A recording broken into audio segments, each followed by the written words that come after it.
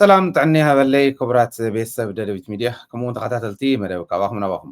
በብዘለኹም መዓዲ ሰዓት ኣቆፃፅራ ሰላም ክትኮኑላ ንምነ ደደቢት ሚድያ በዚ ሰዓት ነቕርቦ መደብ ካባኹም ናባኹም ሒዝና ቀሪብና ኣለና ሰና ፀኒሕኩም መደላዋትና ክትካፈሉ ንካልኦት እውን ከተካፍሉ ሚድያኹም ክትዕብዩ ሚድያኹም ክትድግፉ በዚ ኣጋጣሚ ንዓደምኩ ናብቱ ፈላማይ ምድላው ክወስደኩም እየ ፈላማይ ምድላውና ምድላው ሰራዊት ኢትዮጵያ ምስቱ عقلهم صبيب وملو زول مرد أتاخا وش زرخونا يتحيزنا خنا قربنا إثيوبيا قبل على تجراي كينات كتكايد تدلل لازبل سئلو انتهت حال ما استفتحي تجورز نورت كينات تطوز وللن اتحزي زلوا وادليت من الباش مون تطويل اللي قلصم تجراي قبل على تجراي زلوا وارديت ون قليل يكونن منالباش ولا تصليتهم كم زلوا اندحلو تنعقات جن قدب نخلو زغبر قلصم تقراوا ايزو الامنه لني حزون انت خونه تقراي تطفئ تقراي كتبلع تدل ايثيوبيا امبر نتقراي بوزيو منقدين تمصياس كمحرا خيل يتبل ونه يكونت ممارص زقمط ونه يكونت ممارص تقمط منالباش تنخييا كمصن زخيلكم زي زبل ايو الى سلتامن طراحيو الى يزامن انا كمون سلازغونه تمريت زلو ኢትዮጵያ ምድላዋታ እንታይ ይመስል በቲ ሓደ ገጽ ከዓ መሬት ዕንቁ ኮይናቶም ኢለቕሚጥ እየ ዘለኹ ዕንቂ ኮይናቶም ዘላ እታ መሬት ብምንታይ ምኽንያት እዩ ዝብል እውን ብደንብ ክንርድኦ ክንክእል ኣለና ኣብዚዩ ሰራዊት ኢትዮጵያ ብሰለስተ መንገዲ ይዳለሉ ብደንብ ክንፈልጦ ክንርድኦ ትማሊ ዝሕለፍክዎ ናህና ምድላውና እንታይ ይመስል ትመንእሰይና ኣብ ምንታይ ደረጃ ኣሎ كلازيومس قالتات انداله التحساسو خير زخيل جيس او بوليتيكا التحساسوا نخهلو اندا صعر زلو صلاتي بمنتاي منقد يوم كتالو زخول بمنتاي منقد خخ سعرهم يخيل زبل كقمت دليه مدلاو سراويت اثيوبيا انا بقلص بچبط زرخوكو مرداتا اذ نغركم زلهو تمالون زحلفنا ينيريو تايم زول زلو اتو برهان جولا زأكو أخيواون بعلو أغل سلزغونة زحلفوه مرحتي كفلت أورات انتي ترى فقاب تحت جميرهم كاب كولونيلات نلعالي زلو بملو إيه أكيو السواي دهن النتون زلوه إيه أخيوا غيرو برهان جولا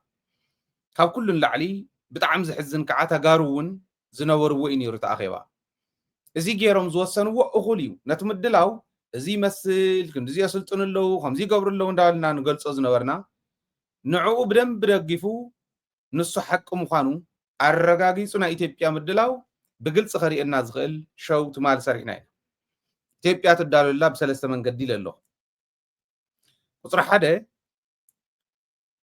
እግረኛ ወታደራዊ ምድላዋ ጎደሎለኒላ ሓሲባቶ ዝነበረት بسرون زغلص وزنورو ناي مكوننات سلازغونه تدراو مكوننات غودوللني ناي عززت غودولنبر ناي سراويت صقم يبلين تول سلازنبرت بتحد منقدي نزيهم بمسلطان وتدراو عززتن اغار سراويت اندا سلطنت ببغزيو بقى سرح السانه منسينه كابزين كافتين غوتاتيتا امصيا سلطينا ناي سراويت معات اسلطينا قريبا زعد زيا سراويت كسلطن كله بدن بخردو زلنا لوجيستكس ابناي طورنت غزي طرح يكونن زدلي سراويت زي قلب يدلي تعد خمي ايكونوميكلي ناودقت تخر كم زلا بتكبر رايو كن قيرينا كن لوطينا مانم تطو يبلنا نزولنا ابي احمد جهرا طوطو زيبلو مخان بتكبر كتري انتاني لي سلازي وتادرات تسلطنن توصن ببغزيو بعصرت تشحات زغصرو ككاب كبابي ككاب مسلطنيا ماكلو توصلا حدم دلاوازي بزح سراويت ببزح سراويت كمز امن ابي احمد كورينا بهريلو كورييلونا نعنا كورييلوم ن إرترا إثيوبيا بحر خوينا مالت بك أنا حزب بزحي ناي سراويت بزحي زأمن درجون نسي زأمن يرن درجون يتقامن إلا يوينا أزيد حدا مدلاوم خلا أي مدلاو أصواري ናይ ድሮን ናይ ጀት ናይ ኣፅዋር ፋብሪካ ጥይት ከፊትና ኣለና ካሊእ ኣለና ዋላ እንትበሉ ጥይት እንተይተረፈ እዮም ዝገዝኡ ዘለዉ ናይ ኣፅዋር ምድላው እኒሄው ናይ ኣፅዋር ምድላው እኒሄዎም ብጠቕላላ ብሓፈሽኡ ማለት እዩ ካብታ ዝነኣሰት ክሳዕታ ዝዓበየት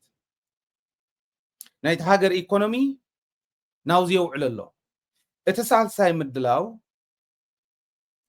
ዲፕሎማስን ፖለቲካዊ ምድላው ኢልና ክነቕምጦ ንኽእል እዚ ዓይነት ምድላው እኒሄዎ በዚ ይዳለው ኣሎ ነዚዩ ልክዕ ኣብታ ድሮ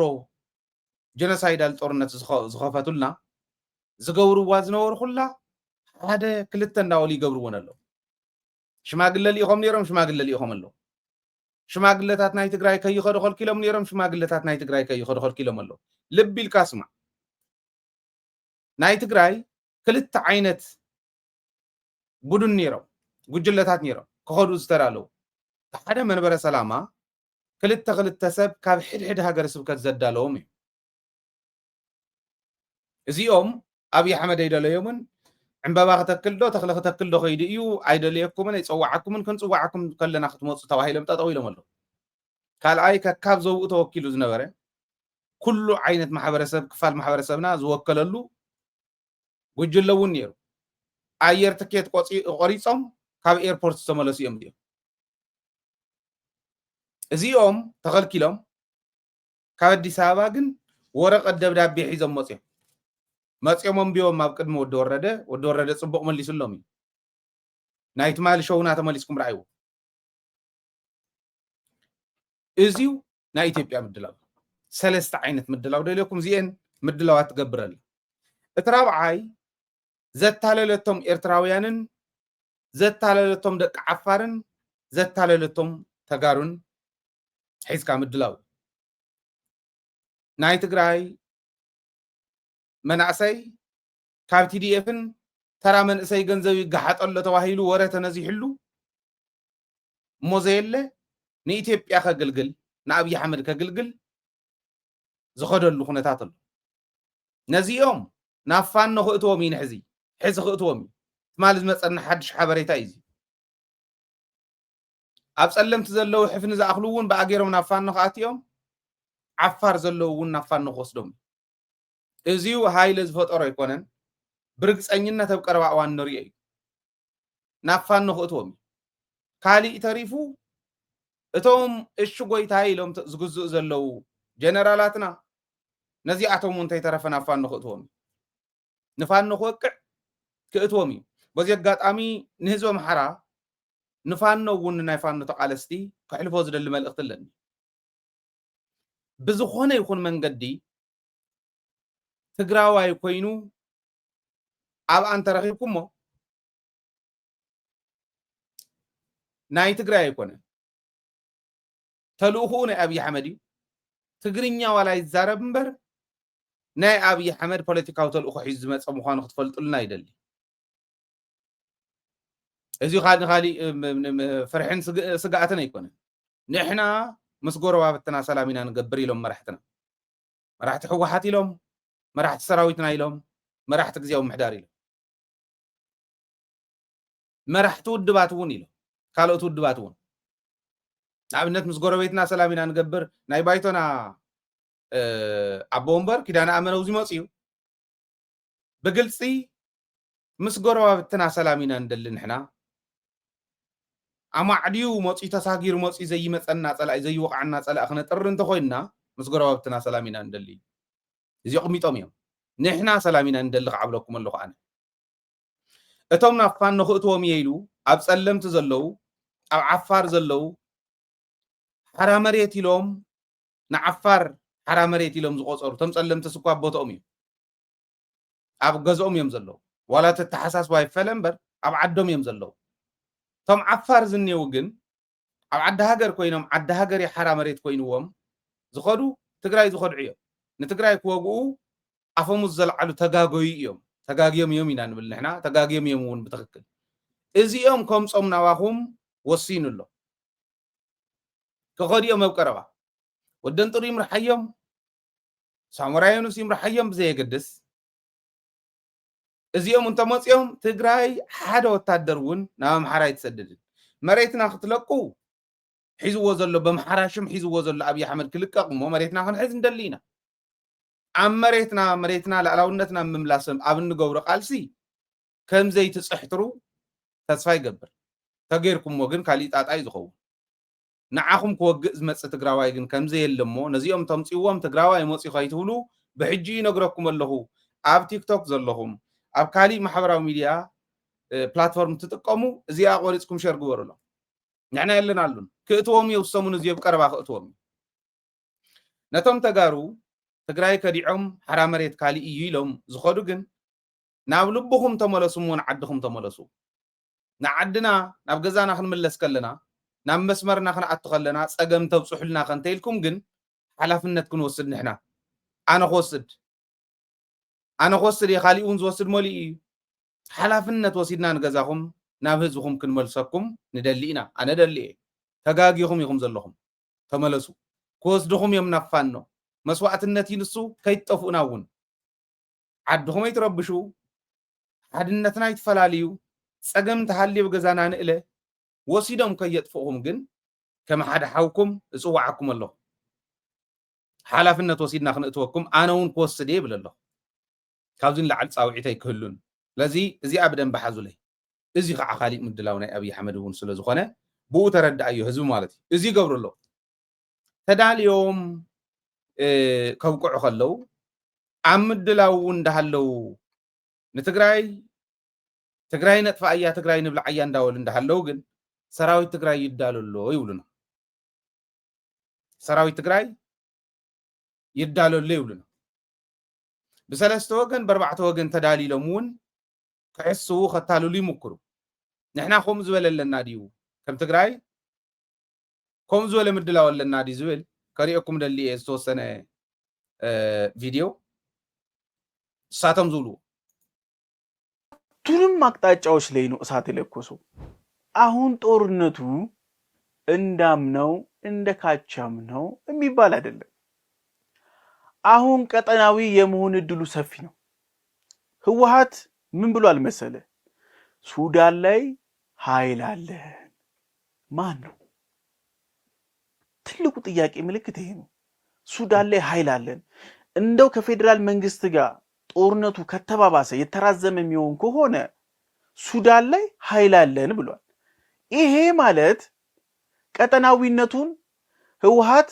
እያራዘመው ወደ ቀጠናው እየተራዘመ ነው ማለት ነው። ሁለት ናብ ካልኣይ ቅድሚ ምቕፃሉ እንታይ ይብሉ ከም ዘለው ራይ ቀሊል ከይመስለኩም ናይ ሚድያ መስርሖም ናታቶም ብጣዕሚ ስለ ዝኽእልሉ ኣብ ሚድያ እውን ለባማት ስለ ዝኾኑ ስለ ዝደጋገፉ ኩለንተን ሚድያታት ናይ ግሊ ዝበሃላ ኣብይ ኣሕመድ ብሓደ ወይ በተኻሊእ መንገዲ ዝድግፈን እየን። ህዝቢ ትግራይ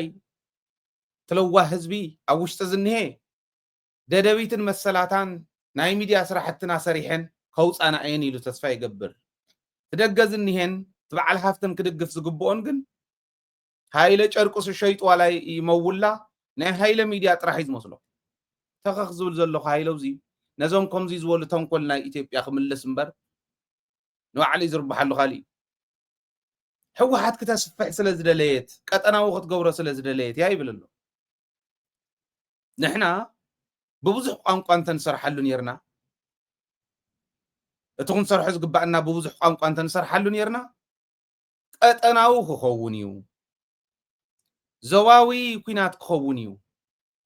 ይደፉ ኢትዮጵያውያን ዝፍተሽ እንተሃሊ ክንፍትሽ ዝምርመር እንተሃሊ ክንምርምር ተረዳዲእና ሕገ መንግስቲ ተኽቢርና ይሕሸና እምበር ሰብ ጥቕሚ ሰብ ረብሓ ኣትዎ እዮም ኢሎም ከም ጀጋኑ ጠቢባን ናይ ፖለቲካ በዓል ኣምባሳደር ስዩም መስፍን በዓል ኣባይ ፀሃየ ክዛረቡ ከለው ብብዙሕ ቋንቋ ስለ ዘይሰራሕናሉ ደጋጊምና እውን ስለ ዘይንዛረቦ ሰብኡት ኮይኖም ቆልዑ ኩታሩ ከም ዘምፅኦም እንዳመወሉ ቁርጥ እንዳቆረፀ ምዕጉርታም ሰብ እንዳመፀ ኣብ ሚድያ ከምዚ ኢሉ ይዛረበልካ ድሕሪ እቶም ወያታትና ተዛረብዎ ኣይኮነን ሓቂ ገይሮም ዝስእልዎ ዓለሙን ከምኡ ይኮነን ዝስእሎ ደጋጊምካ ኣብ ሚድያ ምልዓል ናይ ግድን ስለ ዝኾነ ብበዝሒ እሞ ደጋጊሞም ገንዘብ መዊሎም ዝኸዱ ዘለው ስቂሎም ኣይኮን ሕብረተሰብ እውን ከታልሉ ዓለም እውን ከታልሉ እዩ ሕወሓት ቀጠናዊ ገበረተን ሕወሓት ኣብ ውሽጢ ኢትዮጵያ ኮነ ካብ ኢትዮጵያ ወፃኢ ዝፈጠረቶ ፀገም የለን እመኑን የለን ናይ ሚድያ ስራሕቶም ግን ተንኮሎም ብደንብ ክንርድኦም ስለ ዘለና ቀጠናዊ ክትገብሮ እያ ከመይ ጌራ በቃ ኣብ ሱዳን እውን ሰራዊት ኣቕሚጣ ኣብዚ እውን ሰራዊት ኣለዋ ሕዚ ተሰፊሓ ዘላ ሱዳን እውን ክትኣቱ ትገብረላ ምስ ኤርትራ እውን እንዳሰርሐት ንኤርትራ እውን ትጎታላ ስለዚ ትግራይ ኤርትራ ሱዳን ኮይነን ኢትዮጵያ ከጥፋኣ እየን ዝብለና ዘሎ ንኺንራእዩ እንደ ባለፈዎቹ ደግሞ በትግራይ በኩል ብቻ የሚሆን አይደለም አጎራባች ክልሎችም ይሄዳል ህወሓት መብረቃዊ ጥቃት ብሎ እነ ጠለምትን እነ ወልቃይትን እነ ራያን ካነሳ በኋላ መደምደሚያዎቹ ላይ እያደረገ ያለው አፋር ክልል ገብቶ አፋር ክልልን እኔን ሊያጠፋኝ ይችላል ብሎ ያሰበውን ሐራ መሬት ነፃ መሬት የሚለውን አስተሳሰብ ኃይሎች የማጥፋት እቅድ አለው ለበበል ሐራ መሬት ይላል አነጋገሩም ራሱ አልቻለውም ጠለምት አይደለም ጸለምቲ ነው ኦኬ እነዚህን ሉክ ሓደ ብጣዕሚ ዝሓዝን ኣነ ብኩሉ ከኣቱ ደስ ይብለኒ በማሕርኛ በትግርኛ በእንግሊዝኛ ብኩሉ ክንከዶ ደስ ይብለኒ ግን ታ ግዜ የላን ሓደ ሰብ ክልተ ሰብ ሰለስተ ሰብ ኮይና እንታይ ንግበር እዚኣ ጨንቅና በቃ ሓደ ዋላ ነቲ ሚድያ ግደፍዎሞ ንእከለልኩም ቀፂርኩም እንደናብዚ ኣምፅዎሞ በማሕርኛ ከዓ ካሊ ቨርዥን ናይ ሃይለ በማሕርኛ ይቅረብ ከም እንዳገበርና ነቅርቦ በዚ አጋጣሚ ዮሐንስ ዝበሃል ሓውና ሓደ ናይ ዓረብኛ ሰብ ብዓረብኛ ቋንቋ ዝቀርብ ሰብ ክንቀፅር ንሽዱሽተ ወርሒ ሓጊዝና ኣሎ ንዝቕፅል 6 ወርሒ ዝሕግዝ እስኪ ይምፃእ እቲ ናይ ዓረብኛ ሰሉስ ክጅምር እዩ بعربኛ ሶሉስ ክንጅምር ኢና ታንኪዩ ዮሐንስ ሽሞበኻ ከይፀርሕ ፍቃድካ ስለዚ ሓተትኩ ኣብዘለኻዮ ብልቢ ዘመስግን ብልቢ ኢና ነመስግን ከም ሚድያ ትዝኸድዎ ዘለው እዚዩ بعربኛ እውን ንዓረብ ሃገራት ክንገር ኣለዎ ብእንግሊዝኛ እውን ንዓለም ክንገር ክኽእል ኣለዎ በማሕርኛ ኢትዮጵያውያን ክንእምነሉ ክንክእል ኣለና ተሓሰቶም እዚ ሕዚ ክቃልዑ እንደ ብትግርኛ ህዝብናን ህዝቢ ኤርትራን ትግርኛ ሰምዕ ዘበለ እውን ብትግርኛ ክፈልጦ ክኽእል ኣለዎ ከምዚ ሚድያ ዝሰርሕ ከም ዮሐንስ ዝበለ ጅግና ኢና እንደሊ ንሕና ቅፀሩ ሓደ ጋዜጠኛ ኢሉ በታን ንቀፅረላ ደረጃ ይውና ኣሎ ብዓረብኛ ክንጅምር ኢና ሕዚ ሶሉስ ክንጅምር ኢና ዋላ ተንዝሃበና እኹላት ተዘይኮነ ባዕልና ወሲኽና እውን ክንከድ ኢና ካልኦት ግን ክመፁ እዮም ኢለ ተስፋ ይገብር ንኺድና ዝወዲ እዚ ሕዚ እንታይ ዝብለና ዘሎ ይመስሎ ማለት ቁም ነገር ኣይኮነን ዘውር ዘሎ ተንኮል እዩ ህዝቢ ዝእምን ዘሎ ሓራ መሬት ዘሎ ኣቲና ዓፋርን ሓራ መሬት ክወቅዕን ዓፋር እውን ክወቅዖም እዩ ሓራ መሬት ኣይኮነን ንዓና ዓፋር ልቢ ዝጎደሎም ተጋሩ ዝተታለሉ ዘተዓሻሸውዎም ተጋጊዮም ከይዶም ኣለው ንግዚኡ እናተረድኦም ግን ይምለሱ ኣለው ለባማት እንተኮይንና ተጋሩ መቐለድ ፀላእቲ ከይንኸውን ሕዚ ካብ ሓድነት ወፃኢ ተዋፀና ካልእ ነገር የለን ሓደ ንኹን ንትግራይ ሓራ መሬት ዓፋር ክኾነ ይኽእል ዓፋር ሓውና እዩ ናህና እዩ መቃልትና እዩ ጥርጥር የብሉ ንዓና እንተጋሩ ሓራ መሬት ግን ዓፋር ኣይኮነን ትግራይ ከይዱ ንትግራይ ክወግእ ኢሉ ኣፎም ዝዘልዓለ ሰብ በዓል እዚኦም ዝቕልድሉ ምዃኑ ኣይሕዝነኩም እንዶ ኣይንሓፍር እንዶ ሓራ መሬት ያለው ሊወጋ ህወሓት እየዘጋጀ ነው ይብል ትክክል ወዲ ወረደ ገሊጹ ወይ ኢትዮጵያ ኣይትመውሊ ዓፋር ኣይትሕቆፍ ከም ዝበሉ ሽፍትነት እዩ ሕቶ እንተሃልየ ብዓዶም ካሕቲ ይኽእሉ እዮም ክነስተኻኽሎ ንኽእል ኢና ካብዚኣ ወፃእ እንተኸይድኩም ግን ኣብ ዝኣተኹም ኣቲና ስጉምቲ ክንወስድ ኢና ኢሉ እተው ግድ የብልኩምን ኣነ ከምኡ እየ ዝብሎም እተው ዓድኹም እተው መቐለድ ናይ እዚኦም ክትኮኑ ማንም ኩርኩር ክቕልደልኩም ተዋና ዕላማ ቶም ንመርሕ ኣለና ኢሎም ኣዲስ ኣበባ ከፍ ኢሎም ንመርሕ ኣለና በቢ ዝመፅዎ ጀነራል ናብ ጀነራል እናተቐየረ ንዓኹም ተባሂላት ትወፅእ ገንዘብ ካብ ኢትዮጵያ ካብ አንዳ ሸረፍ ዝወስድዎን ገንዘብ ስለ ዝርዩ ንስኹም መሳርሒ መምልኢ ኣካውንት ናይዞም ጀነራላት ኢና ባህልቲ ኢኹም ተዝገርም ዓበይቲ ሰባት እንብሎም እውን ሕዚ ንሻለቃ ሓድሽ ገንዘብ ክውዎ ድዮም ኣይውን ሻለቃ ሓድሽ ዝበሃል ፀረ ባንዳ ዝነበረ ከምዚ ዝበለ ኢሎም ታናቱ ዝና ተጠቂሞም ኣብ ፀለምቲ እኮ ሻለቃ ሓድሽ ዝመርሖ ቅሚጥና ኣለና ሻለቃ ሓድሽ ዝመርሖ ተባሂሉ ገንዘብ ይወሃቦም ካብ ኣሸሪፎም ኣካውንቶም ይመልኡ ሻለቃ ሓድሽ ዝበሃል ኣብ ሽምግልና ዕድሚኡ ኣብ ቸንዳ እንዳደቀሰ ምስ ደቁን ክቃለሰሎም ንሶም ኣካውንቶም ክመልኡ እዚኦም ትኾኑ ዘለኹም ካብኡ ሕልፍ እንተይሉ ከዓ በዓል እዚኦም ዝዓይነቶም ኮራኹር ሃራ መሬት ያለው እንዳይወጋ እንዳወሉ ክቅልድልኩም ብተጋሩ ክቅልዱ በአና ክቅልዱ ብመሬትና ብመንነትና ብክብርና ክንቅልድ ንሕና ተጋሩ ንስዮም ሰርሑ ዘለዉ ተመለሱ የዝብል ህወሓት አጎራባች ክልሎችም ይዞ ሊወጋን ይችላል ይብል ዓፋር ኣብ መከራ ከም ዘሎ ተረዲእሉ ዓፋር ኣብዚ መፅኦም ምትንታን ጀሚሮም ኣለዉ ካብ ትግራይ ወፃኢ ዘመድ የብልናን ተጋሪኦም ሓገዝትና ብዘመነ ወያነ ብዘመነ ኢሃደግ ኢና ሰላም ረኺብና ቤት ትምህርቲ ተሰሪሑልና መንነትና ክነኽብር ጌርና ተኻኢሉ ድሓር ግን ንሪኦ ኣለና እቲ ኩነታት ምባል ጀሚሮም ንትግራይ ምውፋር ጀሚሮም ምትማም ጀሚሮም ንኤርትራ ምትማም ጀሚሮም እዚ ምስ ኮነ ዋዕምቦ ጎረቤት ክልል ሒዙ ክመፀና እዩ ምስ ኣምሓራ ሰላማዊ ርክብ ጌርና መሬትና ምሊስና ካብ ውግእ ወፃእ ብዘሎ ተረዳዲእና መሬትና ክነምልስ ኢና ተሓጋጊዝና ፀላእትና ክንከላኸል ኢና ተባሂሉ ሰላም ኢና ንደሊ ምስ ኣምሓራ እውን ኢሎም መራሕትና እዚኣ እውን ኣስጊኣቶም ነገርና ፀበብ ትኸደላ ዕንቁ ትኾነላ ኣብ መወዳእትኡ ከምዚኦም ዝበሉ እንኳን ንክትሰምዖም ንክትሪኦም ዘፅልኡኻ ግለሰባት ሒዞም መፅኦም ማለት እዩ ከምዚ ይብሉ ጦርነቱን በትግራይም በአፋርም እንዲሁ ማራዝሞ ደግሞ ወደ ሱዳን የመውሰድ እንቅስቃሴ አለ። ይሄ ነገር በጣም በጥናት በጥንቃቄ የሚሰራ ኦፕሬሽን ካልሆነ ችግሩ ይከብዳል። ለምሳሌ ከላይ ኤርትራ ሻዕቢያን እየጋበዘ ነው። በጎን በኩል ሱዳንን እየጋበዘ ነው። በዚህኛው በኩል የአጎራባች ክልሎችን የአፋርን የመውረር እንቅስቃሴ እያደረገ ነው። በዚህኛው ሳይድ ደግሞ እንደገና ከፌደራል መንግስቱ ጋር ህወሓት አራቱንም አቅጣጫዎች ላይ ነው እሳት የለኮሰው። ንኤርትራ ዝጋበዘ ህወሓት የለ ሰላም ተፈጢሩ ህዝብን ህዝብ ርክብ ይተገዩ ነዚው እንደውም ጠንካራ ኮይኑ ክኸይድ ንድሕሪት ከይምለስ ንፅዕር ኣለና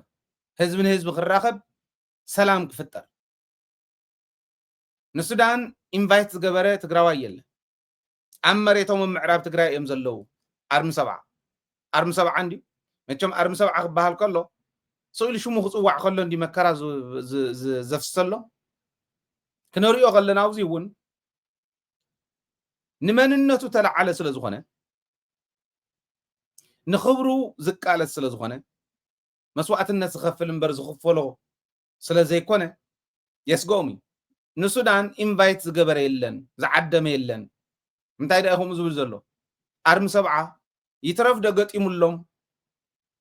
ሽሙ ክልዓል ከሎ ኣርሚ ሰብዓ እዮም እዚኦም ክበሃል ከሎ ቪድዮታት ክነርኢ ከለና ኣብ ስሪኦም ዝሸኑ ሽንታማት ስለ ዝኾኑ እዩ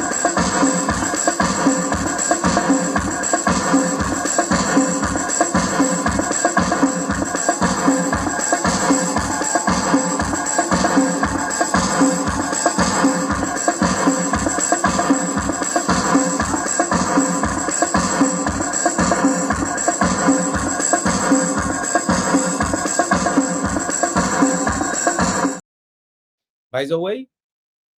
ኣውዞ ኣርሚ እዚ ዘለኹም ተጋደልቲ ከመይ ጌርኩም ኢኹም ኣሰልጢንኩሞም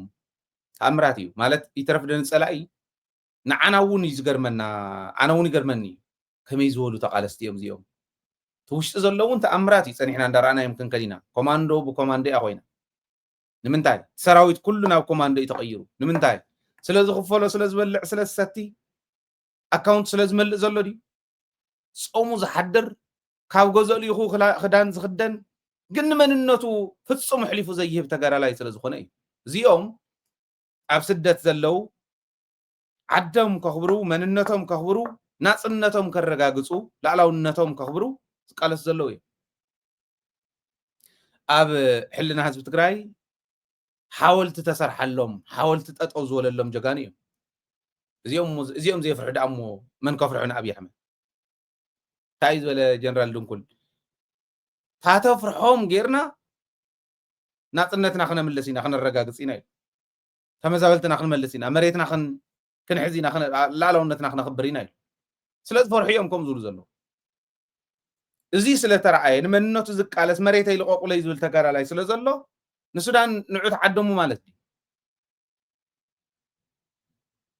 ከምኡ ይኮነን ንኢትዮጵያውያን እውን ብደንቢ በመሓርኛኦም ክንነግሮም ኢና ዓፋር ይርዶ እዩ ዓፋር ህዝቢ ዓፋር ዝብሎ ካሊእ ዓፋር ልትወረር ነው ብለው ለመሸወድ ለማታለል እየሄዱበት ያለው ሌላ ነው ማን ነው ዓፋርን ለመውረር የፈለገው እንዴ ትግራይን የሚወጉ ሸፍቶች እዛ ባሉበት ሁኔታ እኮ ለዓፋር ህዝብ ክብር ሲባል እስከ ዛሬ ድረስ ምንም አልተባለም የዓፋር አባቶችና የትግራይ አባቶች እየተነጋገሩበት ነው የዓፋር አባቶች እኔንም አናግረውኛል የደውየላቸዋለሁ ያሉኝ ትግራይን የሚወጋ እሾህ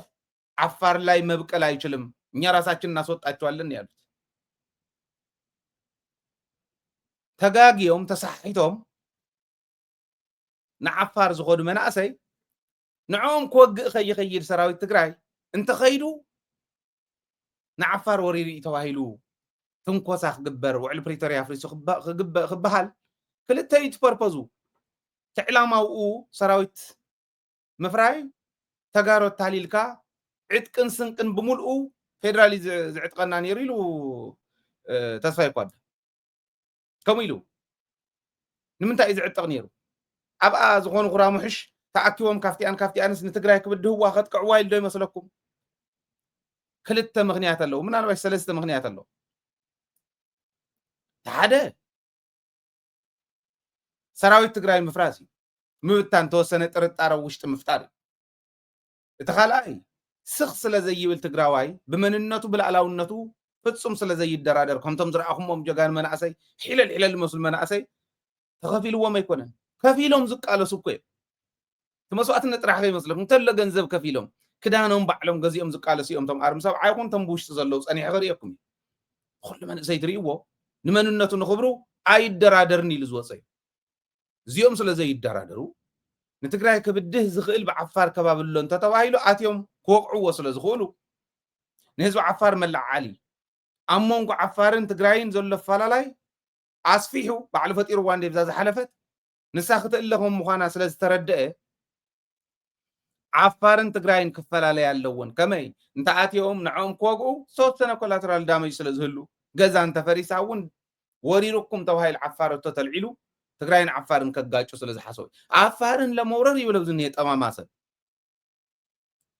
ዓፋር ኣይንወርርን ንሕና ሓውና እዩ ህዝቢ ዓፋር ህዝብና እዩ ህዝቢ ዓፋር ንሓልየሉ ንሓስወሉ ኢና ታስዋይ ደደቢት ሚድያ ነፃ ናይ ኣየር ሰዓት እንዳሃብና ምስ ዓፋር ንሰርሕ ገንዘብ ስለ ዘለና ኣይኮነ ሓውና ህዝብና ስለ ዝኾነ ነዚና ብዓፋርኛ እውን በመሓርኛ እውን ምስ ዓፋር እቶት ንሰርሕ ዘለና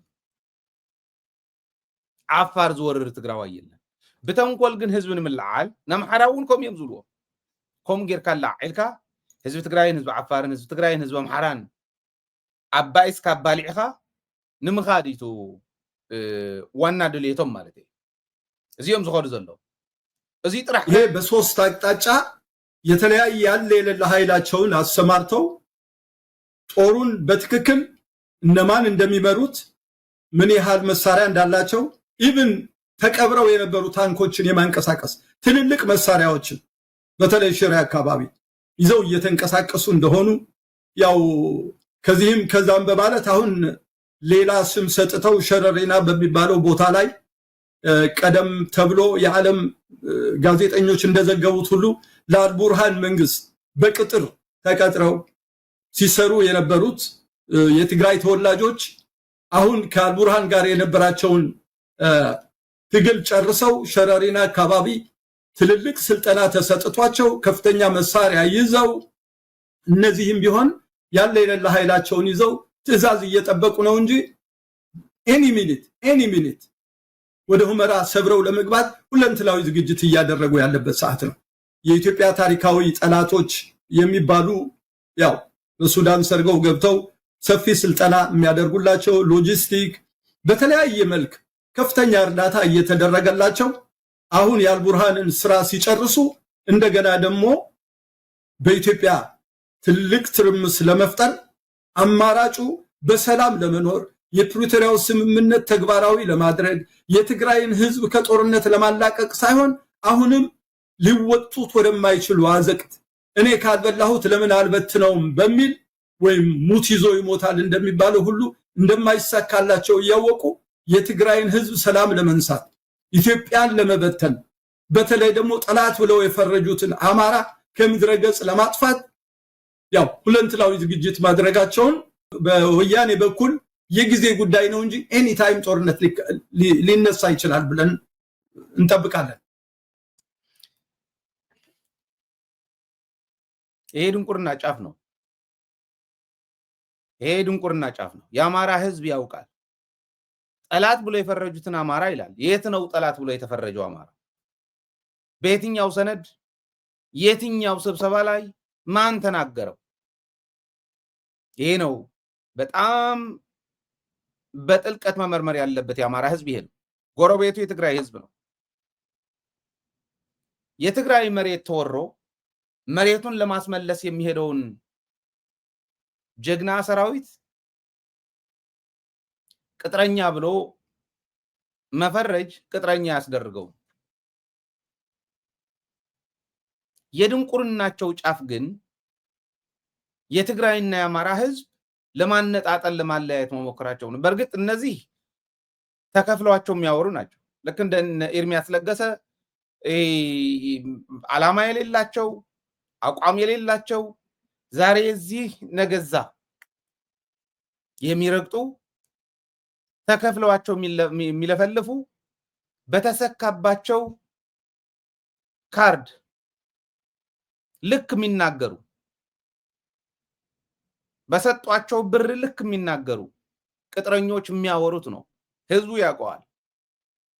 የትግራይ ህዝብ በሶስት ይሁን በአራት አቅጣጫ ማንነቱን ለማክበር ቢዘምት ምንድነው ችግሩ? መጀመሪያውንስ ማንነቱን ማን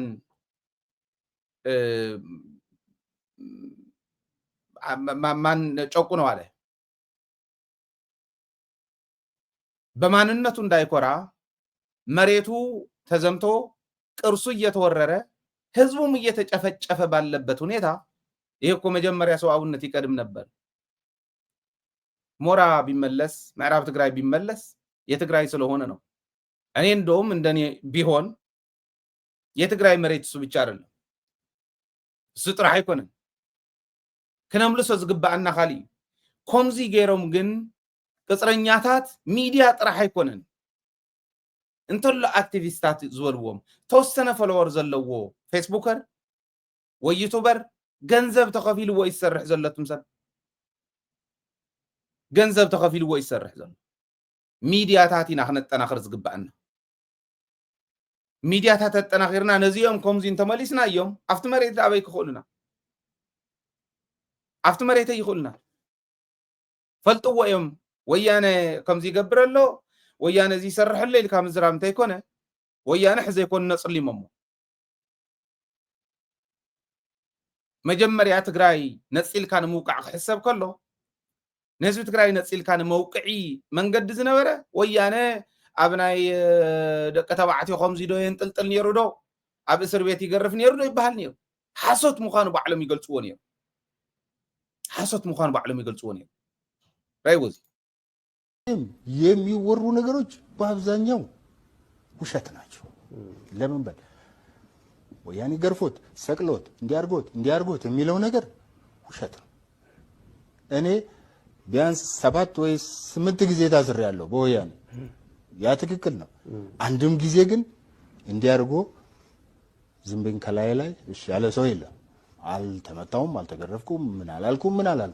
ስለዚህ ከህወሓት ጋር ያለው ነገር አለፈ ህወሓት እስር ቤት በነበርኩበትም ጊዜ እኔ እውነት ለመናገር ከሆነ በማንነቴ አንድ ቀን አዋርዶኝ አቅ ፐርፌክት ህወሓት ኳዳን ጥልጥላ ሃይላንድን ጥልጥላ ተገሪፋ በመንነትና ጥቂዓትና ግን ሓሶት ይብለካሎ ተኣሲሩ ዝነበረ ሰብ ሓሶት እዩ ንህወሓት ዝውክል ኣይኮነን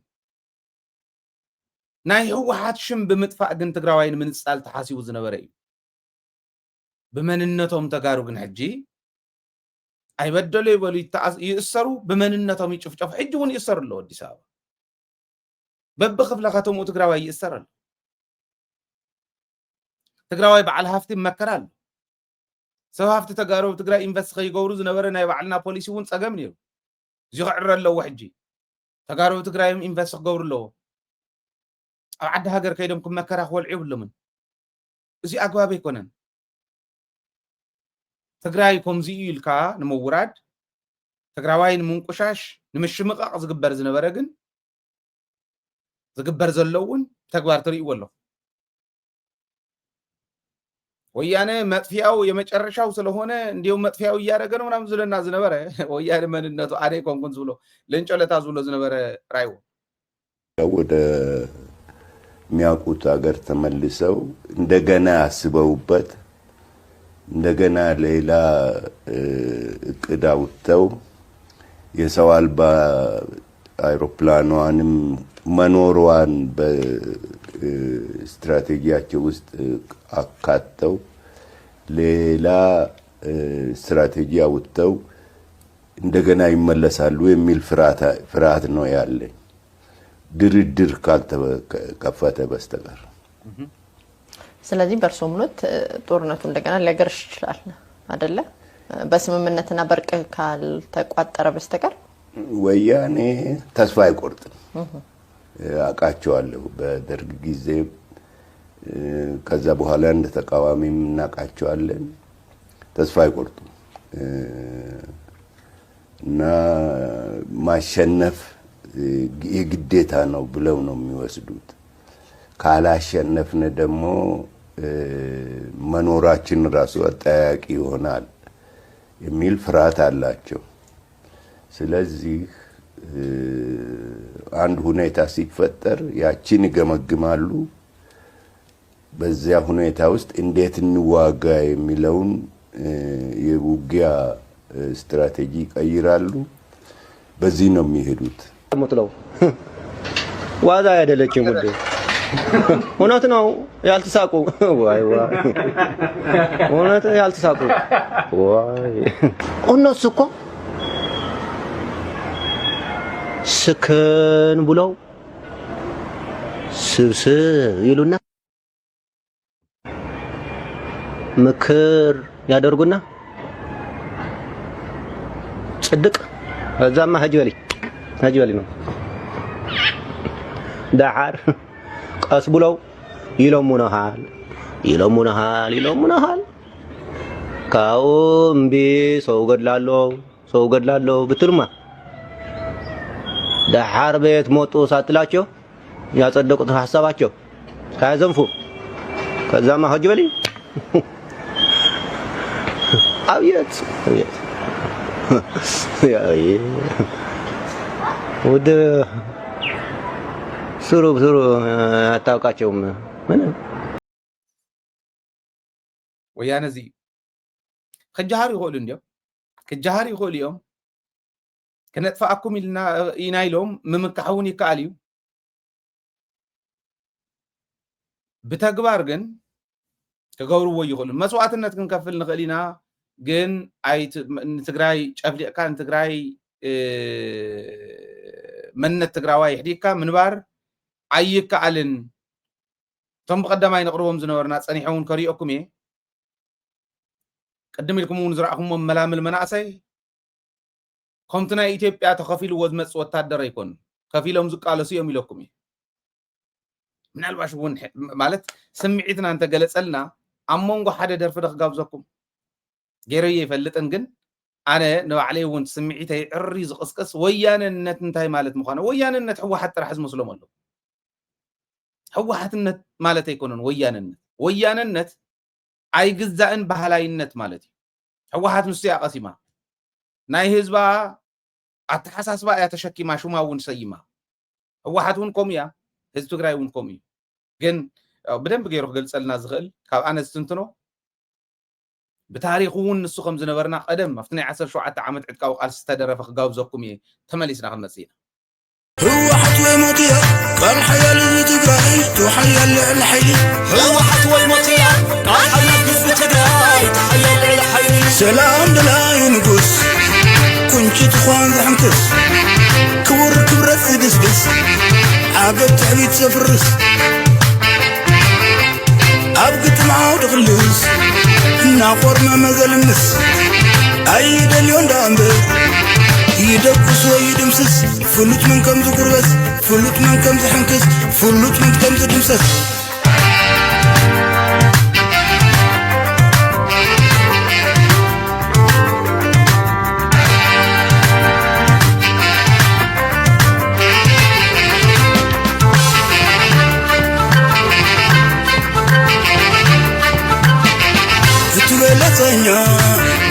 كيف الحنداري هالوطن ملو تنقل ممعاري انتي قارد حمد فرح فكاري هاي ولا يدرى هذي تقران تغري رميت يا تمدري هاي ولا يدرى هذي تقران تغري رميت يا تمدري هاي ولا يدرى هذي تقران تغري رميت يا تمدري رميت يا تمدري هذي تقران تغري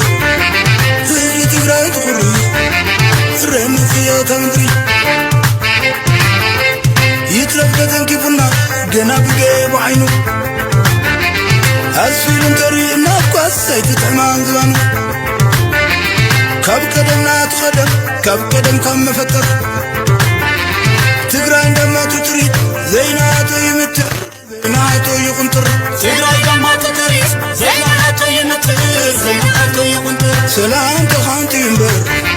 اللي بعدي ونهجر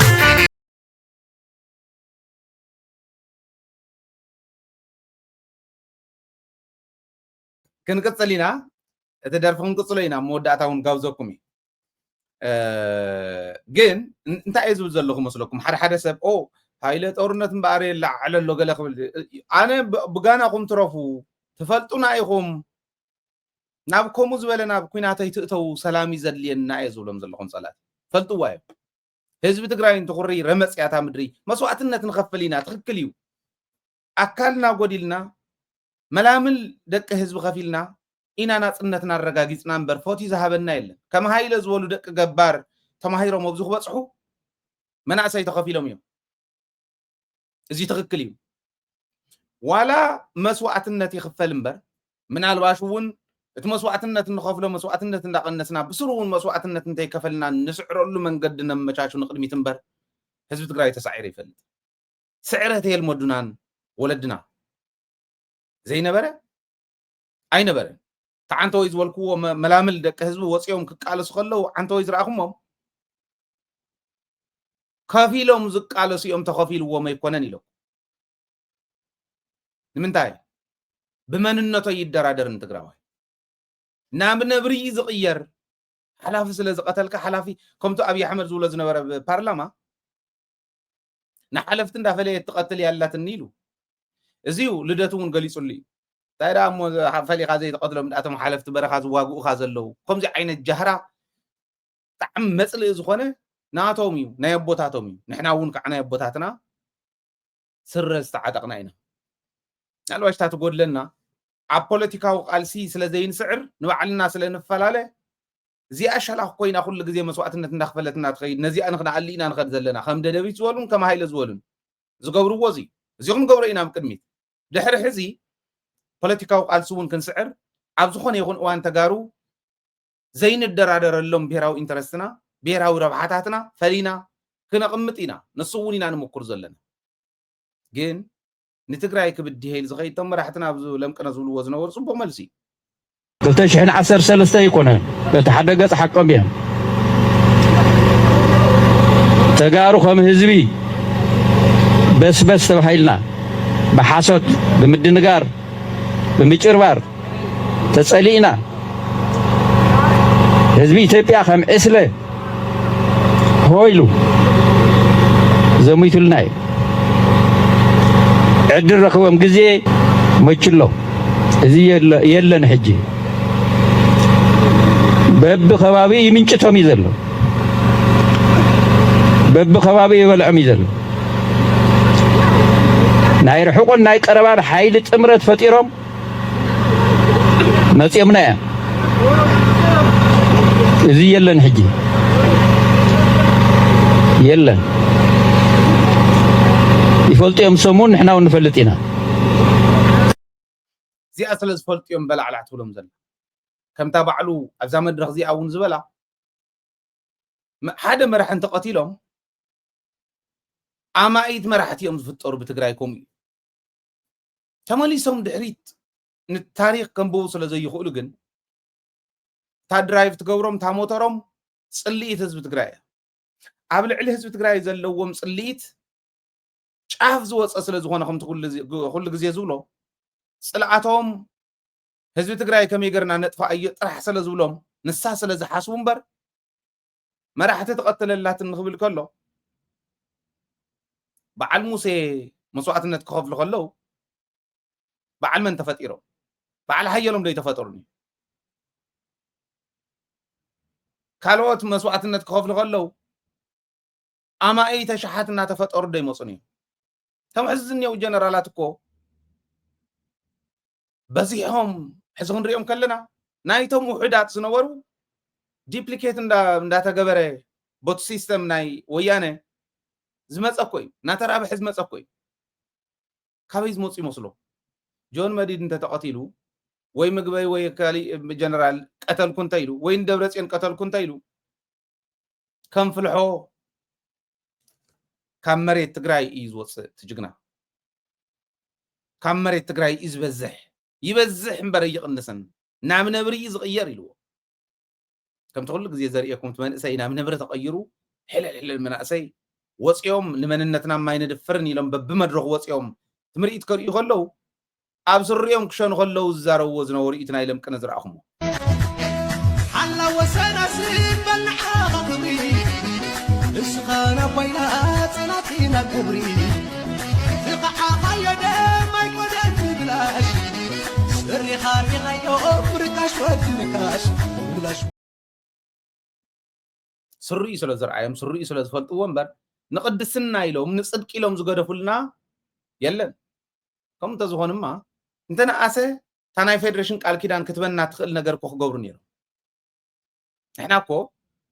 اب حدا ورحي اب حمله ورحي زمبل 10 تخلتلنا لما عند انت اتي يفلطن سكعت مالغن سكعتهم شماغلتات زمصو معلت غن حنت بوت ندادي حنت بوت اتي يلوا ودورده بعل زغلص يزارب زل حنت بوت انتنا اسه بسر عميدا كفتن وصل زي يخلو خغطم وصل زي يخلو سراويت تግራይ تازغل واي غبرلو نزي عمل صحت صاري نزي عمل صح تولو تانسوم زفرحوا مغبار كم زولا جنرال دونكل سام مغبار نزي عمل صح تولو ناصنت كامرغاص مس ኢትዮጵያማ ዘመሳሰል ይብልና አይ ተፍርحوا ግድ ይብልኩም ወላ ፖለቲከኛታቱን ወጽም ከዛረው ወለውም ባህልያ بمنتا إنا المساسل مس إثيوبيا حادنا يكون محبرسب نمفتار تواهيلو نديتو ناي إهودق إثيوبيا زم محدرو لزنبر أيديولوجي عب إثيوبيا حبير كامل باريكا عليت فيدريشن كسرح يقولينا يكون محبرسب انت فاتيرنا دخنت ملسن ترخيبو حبيروخ نبر زغل زدقاقف محبرسب كنفتر نخلينا تواهيلو تاناي مودعتا زنبرت كارد تموكيرادو كالتن إيكونوم بزفرنا قصري نشتل لنا إيكونوم دولا فرينا اليوم انت حاسيوم تا دولا نستحيزهم تقراواي قط لا يمنوس بمنتين المساسل بتاريخين المساسل ببهلين المساسل بتحساسوا حزب زلون علم بنردأ له رديت ونين مساسلن بمتى نمساسل بجنتين مساسلن عين الرخب عند حد زيت مساسل أخبرن خبرك كتواهيلو صبق قروبيت كوين كان مخاط راحت ترفت النخل مكرا زلن ساز لقيت كتكون كتكل الله أنا توي يوم العيل كاتوس ده قريل بدفرت زين زارو نحنا نصنتين عندل كبل عندهم مصلو نعو كوين برفات يوم يكونون أبناء تروتها جزيهم جنرالات تجراي برها خوص مصدقهم دقدقهم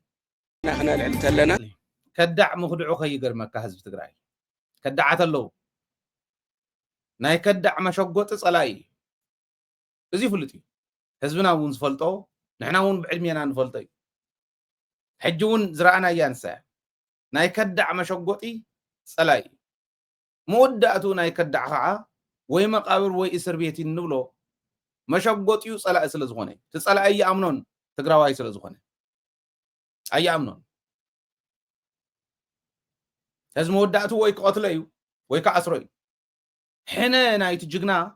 ዝፈዲ ሕነ ቀራናት ጓዕማማት ዝብሃል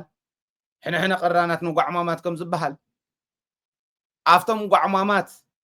ሕልኖኦም ሸይጦም ኣብ ጸላእ ዝተሸጎጡ ሕነ ዝዋጻእ ሰራዊት ትግራይ كقربو هم زي يغل نسراوي تجراي كبده زغل حيل زي ولو مخان زفلت صلاي اي تسلطنو يبل الحزي بوليتيكاوي صلمه خغبري مكرو الحزي بوتوم اب حقفو تشوقيطم زلو غير تغارو مخانوم سلاز فلت جن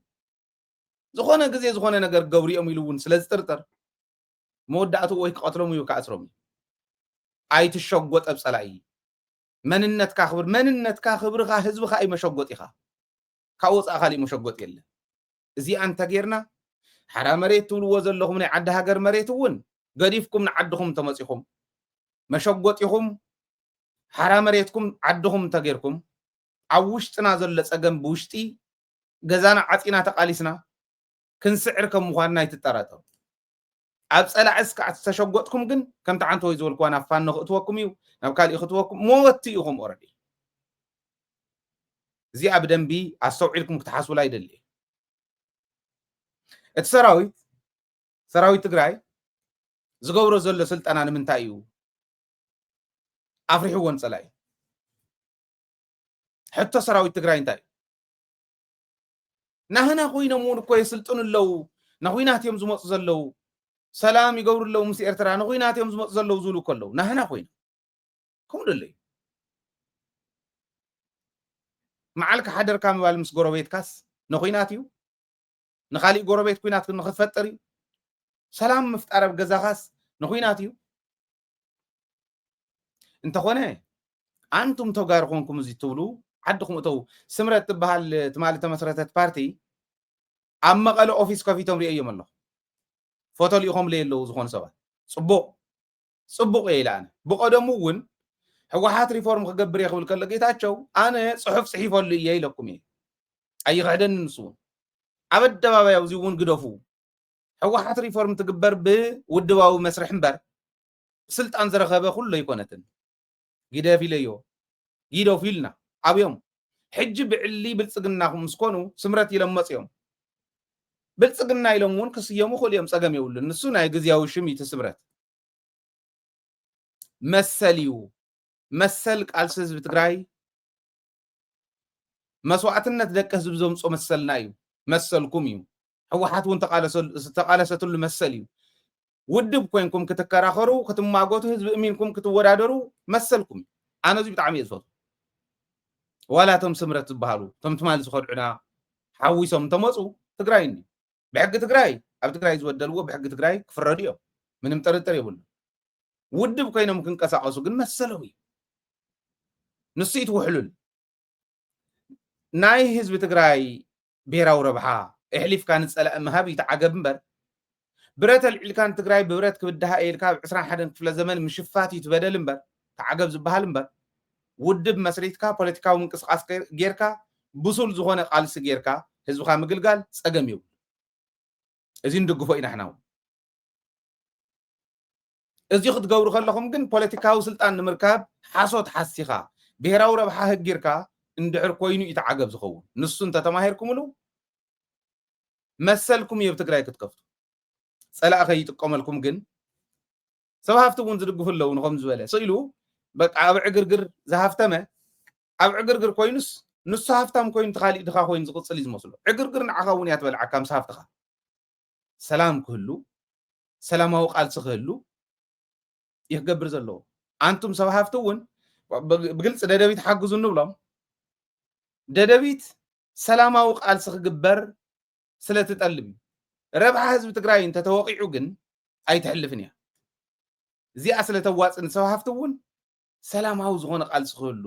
ሰላማዊ ዝኾነ ናይ ልምዓት ምንቅስቃስ ክህሉ ሃፍቶም እውን ከካዕብቱ ናይ ግድን ከምኡ ዝበለ ቃልሲ የድልዮም ማለት ትዕግርግር ትድግፉ ግደፉ ግድ የብልኩምን የድልየና በረኻ ዘለኹም እተው ፀጋማዊ መንገዲ ተኸቲልኩም ንሕወሓት ንምውራድ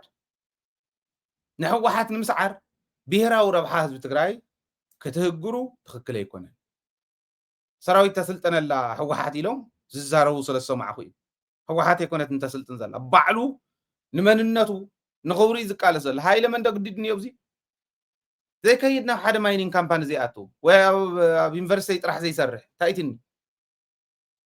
ማንም የግደደኒ መንነተይ እዩ ልክዕ ከምቲ ብመንነቱ ተገዲዱ ዝቃለስ ዘሎ ተጋዳላይና ማለት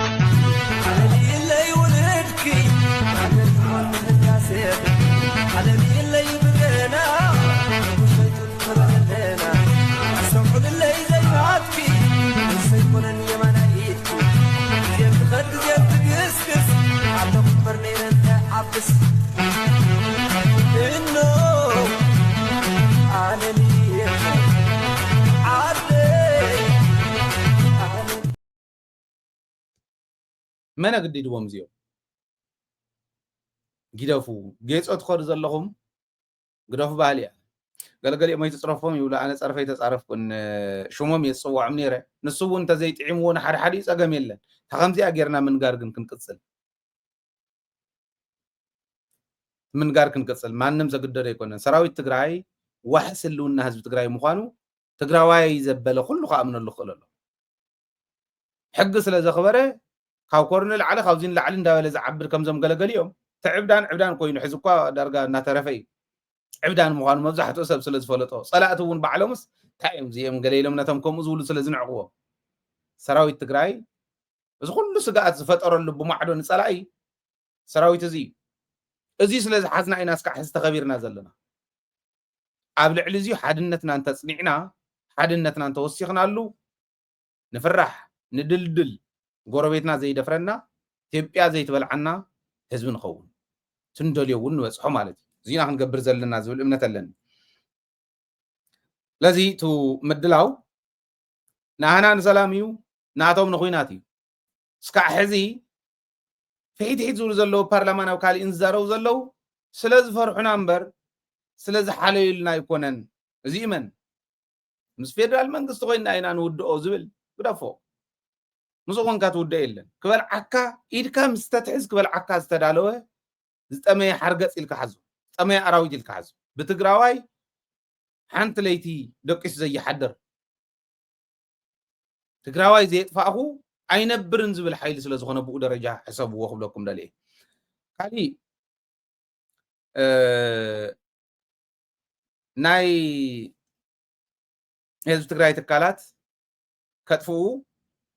ላሕ ዝብሉ ዘለዉ ተጋሩ እውን እንታይ ኣለዎ ልቢ ዘለዎ ትግራዋይ እንተመኸሮም ናይ ትእምት ትካላት ትግራይ ጥራሕተ ይኮነት ኢትዮጵያ ጥራሕተ ይኮነት ብኣፍሪካን ብዓለምን ደረጃ ዓበይቲ ተባሂለን ዝፍለጣን ዝወዳደራን ትካላትና የጥፍውዎን ኣለዉ ቴድሮስ ሓጎስ ዝበሃል ፀረ ህልውና ህዝቢ ትግራይ ዝኾነ ሰብ ፀርፊ ከይትብልዎ እዚ ኣብ ዊስኪ ጠሊቑ ዝነብር ሰብ እዩ መውረዲ ዊስኪ ገይርዎን ምፅንሖ ከይኣክል ሕጂ ናይ ሓሶት ደብዳቤ ብናይ ሓሶት ጉጅለ ከምዚ ይገብራሉ ኣብ ናይ ሓሶት ኣብቲ ናይ ሓሶት ፔጅም ለጢፎሞ ዘለዉ 12 ሰባት ዶክተር ደብረጽዮን እውን ሓዊሱ ዝገርም ቤት ፍርዲ ማለት ኣበየና ቤት ፍርዲ ከም ተፈረደ እውን ኣይፈልጥን ኣጊዱ ዘሎ ዳኛ እየ ዝብል እዩ እዘን ትካላት እዚአን ተፈሪሰን ከምታ ኣብይ ኣሕመድ ዝኸዳ ዘሎ ከምታ ድላይ ፀላእቲ ፈሪሰን ተተሪፈን ቢሮ ፍትሒ ተሓታቲ እዩ ኣብ ዘይኮነ ገውርዎ ዘይግብኦም ትካል እንዳፈረሰ ትካሎም ትካል ህዝቦም ትካል ኣቦኦም ትካል ኣዲኦም እንዳፈረሰ ከምዚ ዓይነት ሰንፈላል ዝኾኑ ክልተ ሰባት ኣብ ዕብዳን ዘለው ክልተ ሰለስተ ሰባት ሰለስተ እዮም ቶም ሰባት ቴድሮስ ሓጎስ ተክለወይነ ሰፋ እና በየነ ምክሩ ዝበሃሉ እዚኦም እዮም ዝሕምስዋ ዘለው ትእምት ተዘይፍሪስና ደቂስና ይንሓደርን ንሕና እንተ መሪሕናየን ንሕና እንተ ዓንዲርና ኣለን ፅቡቅ ተዘይኮይኑ ግን ክፈርስ ኣለዎን ኢሎም ብግልፂ ተዛረቡ ሰባት እዮም ምስዚኦም ትዕንድሩ ዘለኹም ዳያኑ ግደፉ ሕጊና ንገብር ዘለና ጣልቃ ይትእተኹ ትብሉ ትኽእሉ ኢኹም ኣነ እዚዩ ሕጊ ዝፈቅደለይ እየ ዝገብር ዘሎ ዝወሰንካዮ ዲስፕሌይ ገይረ እየ ዝዛረብ ዘሎ ጌጋ እዩ ሕጋዊ ቤት ምክሪ ትእምት ዝመረፆም ቦርድ ሕጋውያን ኣይኮንኩምን ኢሉ ይፅሒፉን እየ ዳኛ እየ ባህሊ ፅባሕ ንጎ ክትሕተተሉ ኢኻ ዳኛ ምዃን ሕጊ ምፅናዕ ካብ ተሓታትነት ኣየድሕንን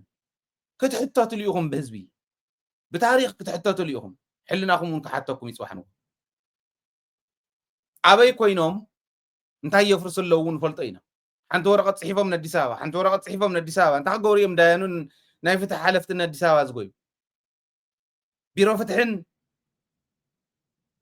ፍትሒ ሚኒስተርና ኢትዮጵያን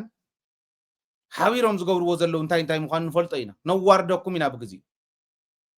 ክነዋርደኩም ኢና ብግዜ ኣብዚ ዝብል ዘሎ ዶክተር ደብረጽዮን ዶክተር አብርሃም ተኸስተ ዶክተር አዲስ ዓለም ባሌ መሓዊሱ 12 ሰባት እቱ ሕጋውነቱን ስነ ስርዓቱን ዘይሓለወ ጉባኤ ተገይሩ ተባሂሉ ተኸሲሱ ዘሎ ጥርዓን ቀሪቡሉ ዘሎ ጉባኤ ዝመረፀኩም ስለ ዝኾንኩም ዝኾነ ተለዋጠ ትእዛዝ ክሳብ ዝርከብ ምንም ዓይነት ስራሕ ከይትሰርሑ ኢሎም ናይ ትእምት ቦርድ ስራሕ ጠጠወብል ኢሎም ዝወሰኑ እዮም ዝኾነ ዮናስ ፍሳህ ዝበሃል ዳኛ እየ ዝብል እዮ ኣፅሒፍዋኒ እዚኣ ናይ ብሓቂ ፅሒፍዋ እንተኮይኑ ፌክ ስለ ዝልጥፉ በዓል ቴድሮስ ሓጎስ ሓሶት ክኸውን ኢለውን ዓርሰይ ከፅናዕንዕ ዳኛ ኮይኑ እዚ ኣይሉ እንተኮይኑ ግን ናይ ትእምት ትካላት መን ይምርሓየን ተን ትካላት ብግዚያውነት ክመርሐን ዝኽእል ሓይለ ዘይብሉ ሕጋዊ ቦርድ ተመሪፁ ምራሕ ተዋሂለው ዝተዋሃበሉ ሕጋዊ ቤት ምክሪ ዝመደቦ ቦርድ ኮይኑ እንዳሃለወ ዝኾኑ ንዊስኪናን ንኻሊእናን መሬት ትእምት ሸይጥና ኣብ ዱባይ ነብ ካሊእን ገዛውቲ እስካዕ ንገዝእ እስካዕ ነባኽን ህዝቢ ትግራይ ትካላቱ እስካዕ ነፍርሰሉ ከም ትበየነ ዝበሎ 60% ባኺኑ ኣሎ 40% ዝተረፈ 40% እውን እስካዕ ነባኽኖ ፅንሑና ዝብሉ ዘለዉ በዓል በየነ ንኸጥፍኡ እውን ዳኛ ከምኡ ኢሉ ክውስን ከሎ ፍሉይ ታሪካዊ ተሓታትነት ከብፅሕ እዩ ተኸሲስኩም ኣለኹም ይብልዎም ኣለዉ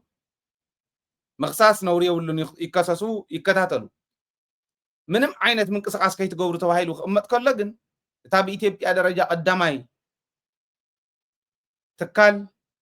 ተወዳዳሪት ትካል ትውደቕ ኢልካ ምውሳን መማሓደር ዘይብላ ትትረፍ ኢልካ ምውሳን ኣበይ ከም ተፈረደ እውን ኣይፍለጥን ኣበይ ከም ተወሰነ እውን ኣይፍለጥን ዝኾነ ሰብ ከመይ ዲ ትሕግዝ ትምህርትኩም ጌጋ እዩ ሕጋዊ ቤት ምክሪ ትእምት ዝወሰኑ ውሳነ ኣጊድኩም ክተውቅዑ ከለኹም ሕጋውያን ትካላትና ትካላት ትእምት ትካላት ህዝቢ ትግራይ ከምዚ ኣገርኩም ክተፍርስዎን ትኸዱ ኣለኹም ሓዙለይ ህዝቢ ትግራይ ሓዝ እዘን ዝብለን ዘለኹ እስካዕ ሎማዓንቲ ዝሕልፈን ዘለኹ ናይ ትእምት ዝምልከታ ቋፅሩ ፅባሕ ንጎመን የፍሪስዎን ክትፈልጡ ቴድሮስ ሓጎስ ዝመርሖ በየነ ምክሩ ዝመርሖ ተክለወይነ ሰፋ ዝበሃል 40 ገለን ዓመት ንማረት ኣነ ዝመርሓ ይለቅቕን ኢሉ ተጣበቀ ቁርዲድ ስውን ዘለዋ ከምዚ ዝበሉ ቆራዲድ እዮም ህዝቢ ትግራይ ደሙ ዝመጥዎ ዘሎ ደሞ ፍሲሱ ዕፅምቱ ገቢሩ ጾም ሓዲሩ ዝመስረተን ትካላት የፍርስሉ ኣለዉ ምስዚኦም ተሓዊሶም ፍትሒ ኢና ባህልቲ በዓል ሓዱሽ ከምዚኦም ዝበሉ ዳያኑ ኢና ባህልቲ እውን የፍርስዎን ኣለዉ እዚኡ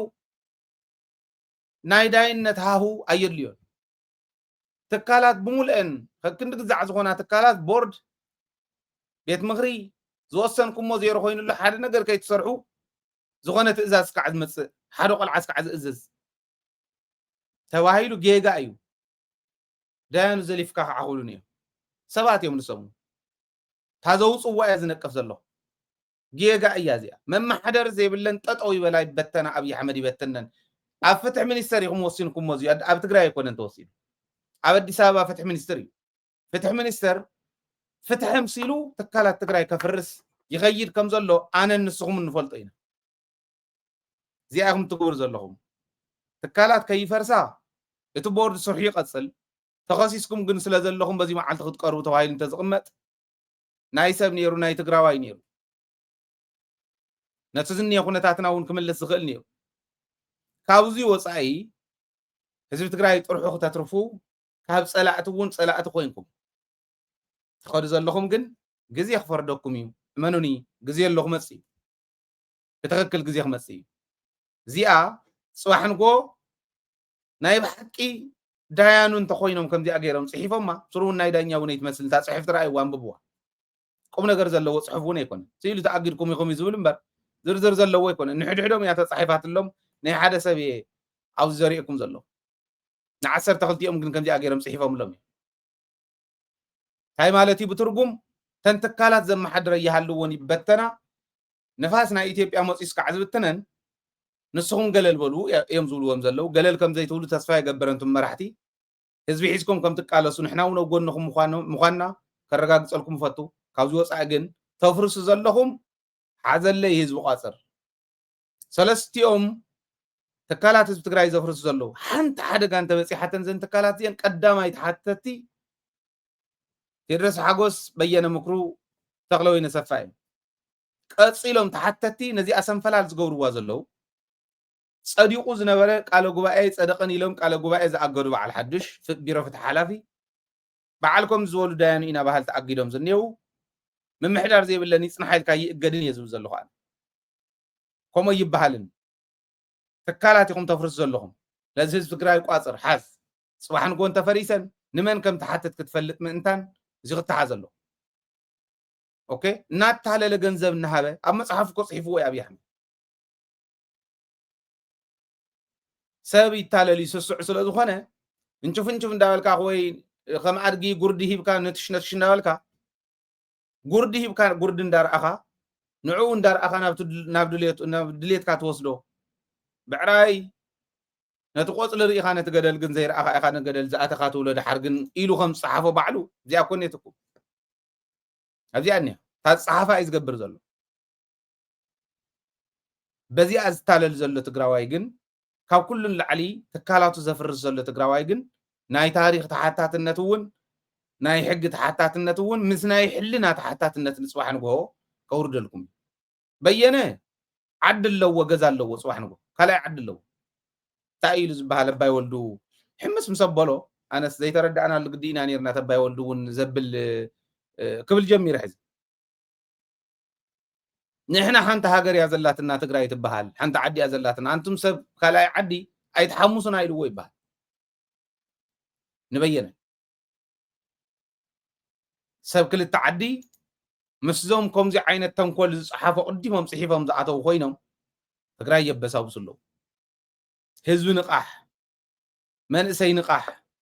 ተንትካላት ናብ ኢድና ይምፃ መጀመርያ ናብ ትግራይ ካብ ኢድ ኣብይ ኣሕመድ ይውፃ በዓል በየነን ቴድሮስ ሓጎስን ተክለወይነ ሰፋ ገለመለ ዘለውዎን ተሒዞምዎን ኣድግን በቕልን ትሽለመለን ኣዴኻ ትውቃዓለን ዓድኻ ትውቃዓለን እምበር ነንባዕልካ ኣፈላልዮም ካብ መን ዝኸፍልዎም ዘለዉ ይመስለኩም ነቶም ዝዕብድዎም ዘለዉ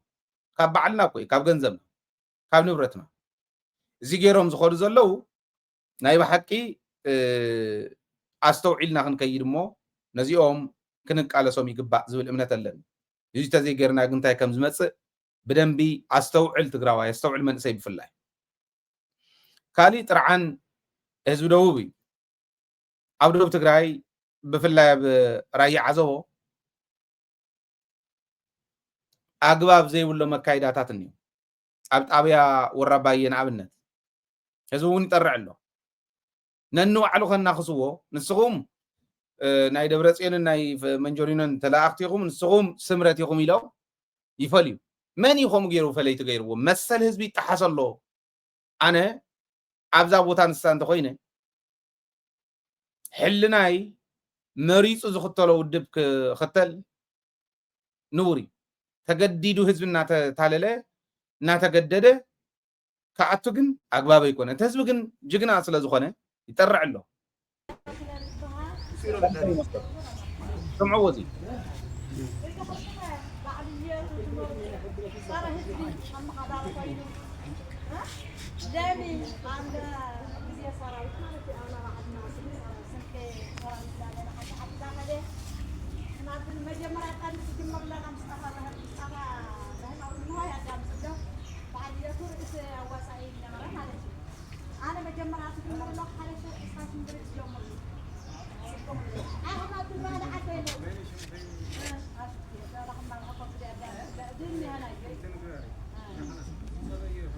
ليش تنحلف قبل عدم تعاون؟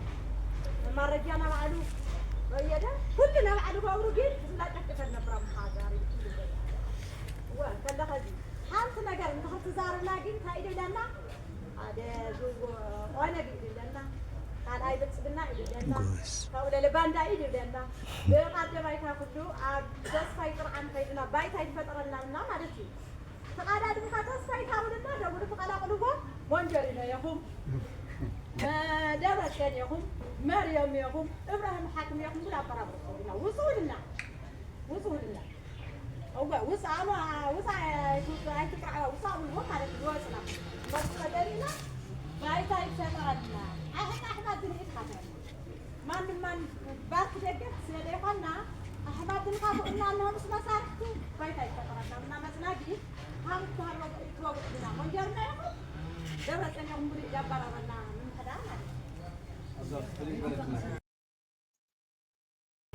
نتحرك قلتنا كلنا حرق بوليس كله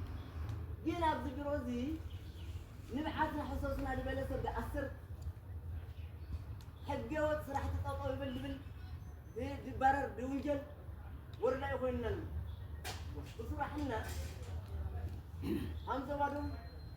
افكرنا هم كانوا فتلنا حرق ورنا ويتا مدد فطورنا عندما نقول واحد أبي حلفكم كورونا مرجع خلق تجمعكم كله تقول موت منه أول ربي يا عبد الله ما راح أجمي تحويس قلتوا قلنا مفتاح إنكم ما رحنا بدنا نحن أول ربي يبنى مفتاحنا كل جمع في أول راح نقول عبد الله نقول هوا في حنا كلكم سنة أبي وربي سنة محتار بدون جام سجمات كولي بحكي عايز أقوم تقوي لنا ودنا حسب صادق بس كان فترة من نطق صادق قلنا حماق عايز بقاي امتحنت لعبت امتحنت فترة وعقل نقول لنا أول ربي يجي من البيت كل فترة لنا هاي وردنا ده اللي هو إذا بحكي والكفاءة المطلوبة بحكي خذكم أظن سبع ما تعو لما عندنا كان قل فايدنا تمال النبرة ثلاث أربعة جبرين تتنصر نور فندي جبرين أنور جبرين يقول تتأثر بس ونستوي من بتفر أطاري لا تأخذون لا تغيرون لا تأخذون بعقمة تيجاني إذا كل ما نسوي كل اللي هلو على بسي لو القصة ميسر هم نور كله نور اللي يبقى أبقى ربي نور ما حدا برح كل سرق من كل تجيب من كل نوري يصير من كل نوري كور من كل نوري بيجي سنة تهانته وتم رقمات القلق بحفشو بزخباب زني حمق نايتو مفتاح خباب زلو من محدار حمق طرح يكون أو كل الناس زلو حمق يؤيز بلان تثبت قلاساي نتقلاساي حزبي حزكاس صقمات مفتاح انتي صقم الله خنينا ذا اكل يزخبد تግራይ ዘመሓድሩ ግን ናብ ዝኸባቢ እዚዩ ኣብኣ ኮይኑ ዝፍክር ሰብ قبل على حزب تشاي لغنبر نمنتاي يقبروا فتحي تزيد اللمبر قيح ما حدره صلي ما حدره يكون ويكلا توهايل بشو ما يكون تهزو فتح راكب كخل الله فلا بزا طابيا زيا اب ورابايه تبحال ناي مريت ورار نهي ناي منسي سدت نهي سناي محدار سنت نهي مأسار مقطقاط نهي نزي اسي من محدار تهزو بعلو كم حدرا زغل عدي بمولاتا زوان ديت حميسا زلا زي معري ابياتهم كاو كل زغدون نصلا خوتاون زيفهم زخديهم زمسلو كيدهم مش مقال امبر حقن سرعه المخبار زبحال ነገር የለ بتحدي هلو بزي قدس حزب مورص يكتل صقم يول تمم حدار حج ግን بايتونا غيدان ابنت نزغونه نزغ باب نسوالا نبل بايتونا غيدهم سي انا يم حدار كانت يلو خيدان امنس كوني مالدي ايتمرصن كوس كعمرص ايصب زلو نعو سمرت كونو مالت انتهي مالتي ابالነት مفراي كالي سمرتي زم محضركم كنتو زاكل دنقرنا زتملኦም يمنيور اخمو اتا دتهزب زي متن انا ايدو نقول غزي خمزلو غلالون لعل منتاي مصا يردان ازي ايا كنت تكبر زلا بتግራይ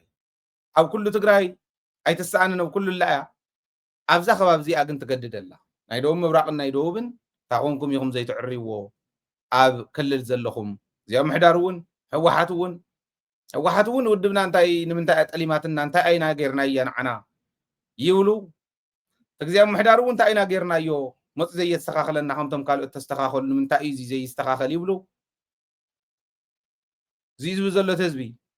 كيركم استخاخلوا ويتناتي كنكتاتلو اينا نتخاتلنا خنقربينا تزبي كن طعمي زحزن كتري له تستخاخلوا تسفا يقبل قالي اب سمير معراب اب سمير معراب زكايد زلو مقرمي الرماي زخونه وفري انت يدنقو حلف يدل سمير معراب بناي عدنا وفري تعدت زميتا كيميكال بكيميكال كوينا ريسورس مورار طرح خي مسلو تهفت مورار طرح خي مسلو تعدون تبكل سلازنبرت وفيرنا اينا مسزبنا نحناو اقالعنا اينا موغيتنا اينا نافتا مصيمانيو درجه نخمصو ددبيت مسزبنا يتخبابي مستوم ابقنعنا زلو ممحدار كوينا اينا مصينا نينا اوكي ابزي مصينا لنا تحز وسينهم مزلو خدنق انا خمس قنفط مالت محدار نايت زوا او ورداتات كوينم ونزي ادغيفهم زتغبر زلو كمسغوني يزغبا ولا حماق صريح من ورين ورب زي يقدس تزحاله فخن تحساسبلو حج بصيحم ما زلو كن كمسغنوم مو بحج خمص زخل كن انتاي غيرم زلو بمول انتن درغا كلن كبحال بزخل منغدي اكيو من اللوتن ماشينات اوستو سنه بناي اديابو كت طحن استرخبت حنت طحانيت ترخيبه ان كريتشراتوي كم تسرحا انت حنتوي كم تسرحان فلطنا بتقباب تسريحن صبقو يتسرح فطرا كن حقاويان كوينين كعتوا زلون حقاو بوتا حيزن تواهيون منغستي تممحدارنا يتخباب فليطون قبر انداخفلا ين كسرحا زلون صقيله يكونن فالول انيرو فالول اريمو مولو تعريمو مالت تعرني بنلوا حجي انت هيغورلو سلف كنقبرينا تولو كيتو واردو فليطكم يعني فليطكم بتخكلون حلفنا هنا وقدام تمزاول تسليف ناس اباينا كو حزبنا خبدنا باتن طلطلت ياغدو فندو غلطات زبلو اسلفكم زي اخن ملسينا ندحريت تولو زلهم امنوني كلكم فليطكم اب سراويت زلهم فليطكم ام محدار زلهم فليطكم مسستافي كوينه ددبيت كتقالعكم 100% رغصኛ ኮይነ እዚ ነግረኩም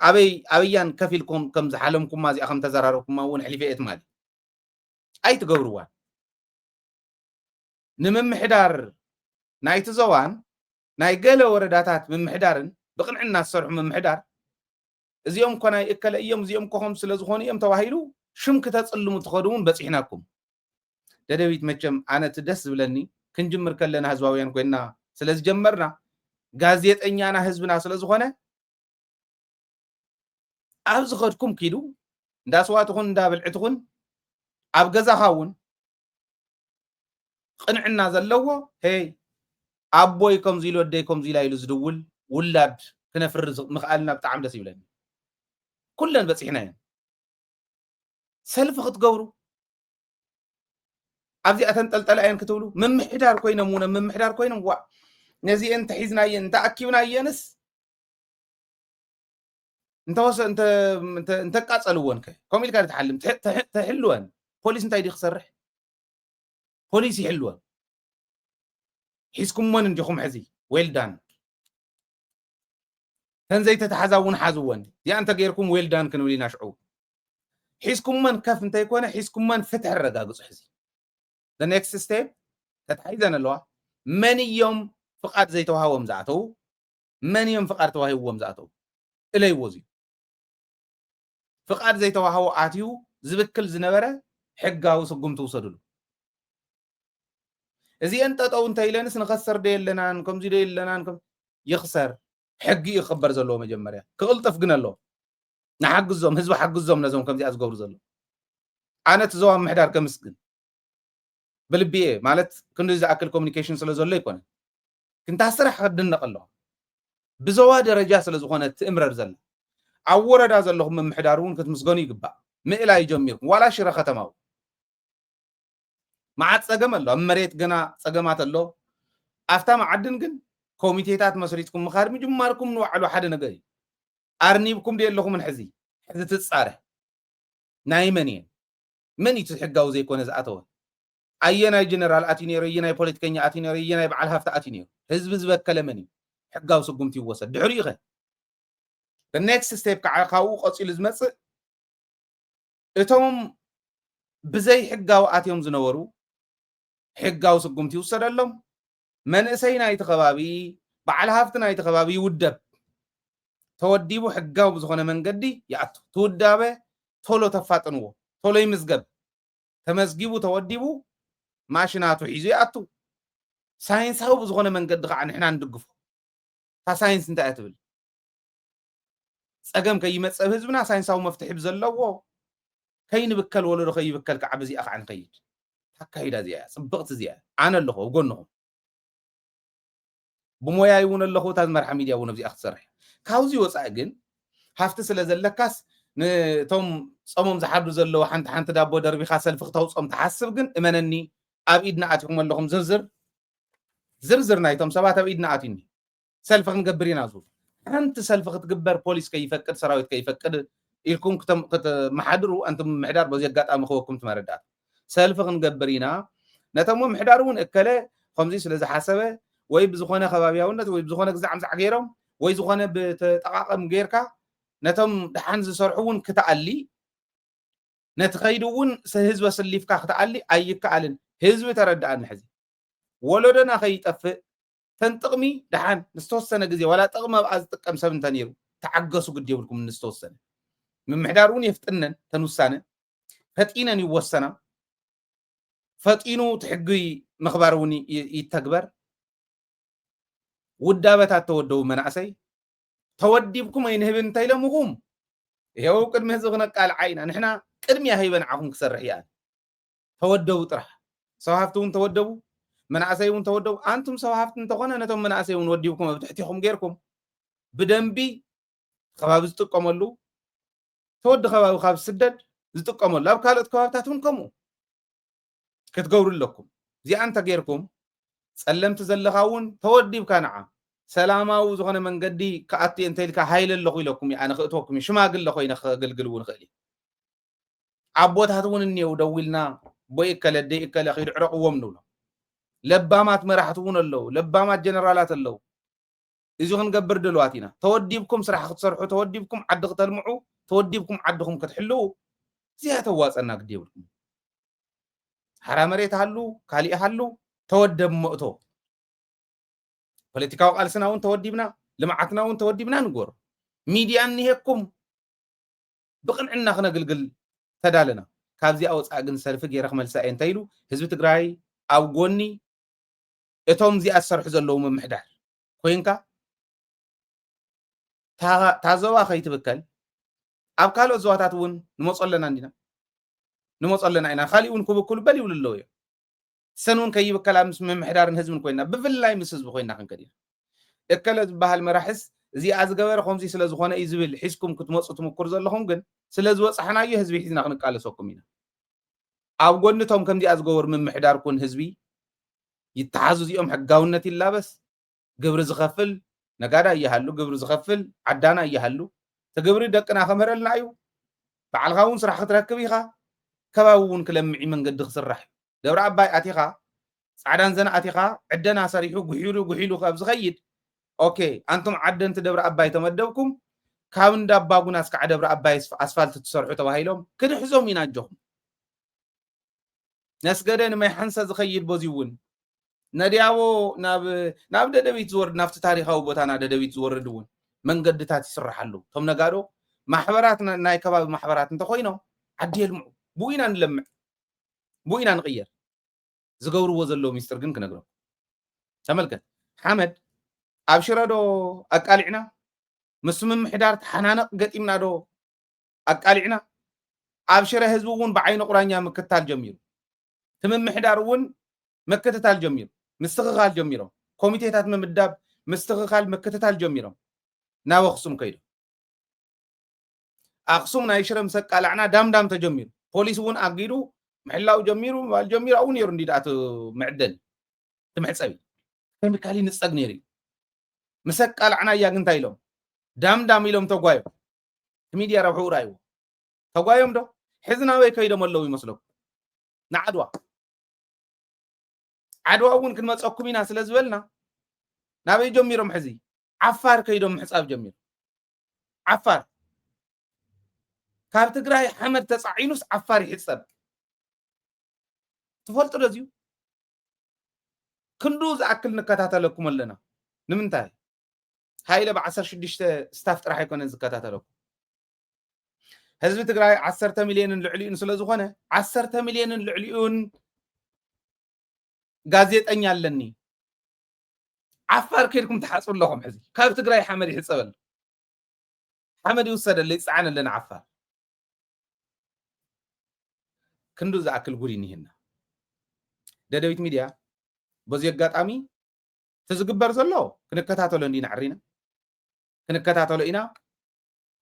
ትግራይ ትጥቀመሉ ህዝቢ ትግራይ ዝዓብየሉ መንእሰይ ትግራይ ንክስደድ እንተይኮነስ ቪዛ ዝዕድል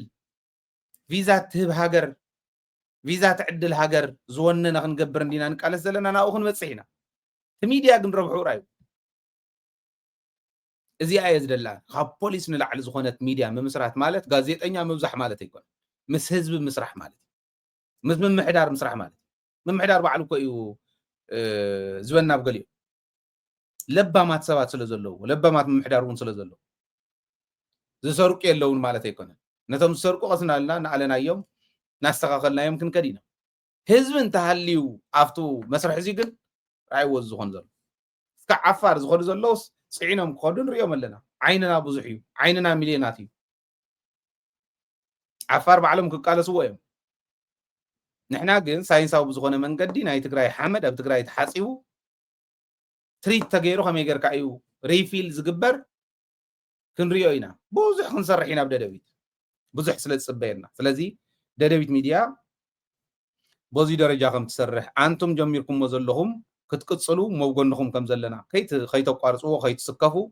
ንከታተሉ ኣለና ኣብ ልዕሊኹም እውን ክኸይድ ዝኽእል ፀለመ ይርዳእና እዩ ናባና እውን ዝመፀና ኣሎ መዓት ፅሑፍ መዓት ሰነድ ድሓን ህዝቢ ነድሕን ሕዚ ሕጋውነት ነላብስ ሕዚ ወለዶ ነድሕን ሕዚ እዚኣ ንምግባር ኣነ ምስ ህዝበይ ኮይነ እስካዕ ሕዚ ዝገበርክዎ ብጣዕሚ ሕጉስ እየ ብህዝበይ ከዓ ክሩዕ እየ ናተይ ጋዜጠኛታት ህዝቢ ትግራይ ብምሉእ ስለ ዝኾነ ካብ ህፃን እስካዕ ሽማግለ ዝረኣኹማ መረዳእታ ናብ ደደቢት ምስዳድ ከይተቋርፁ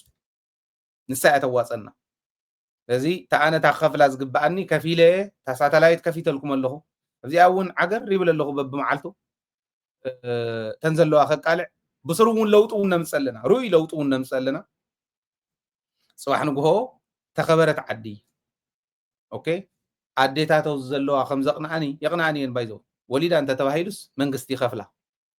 وليدا شرق تغزالو دايبر تغزالو تسئن عده سمو نقدفو طميا حكمنا سينا طوا صابا طب زيبل عده تግራይ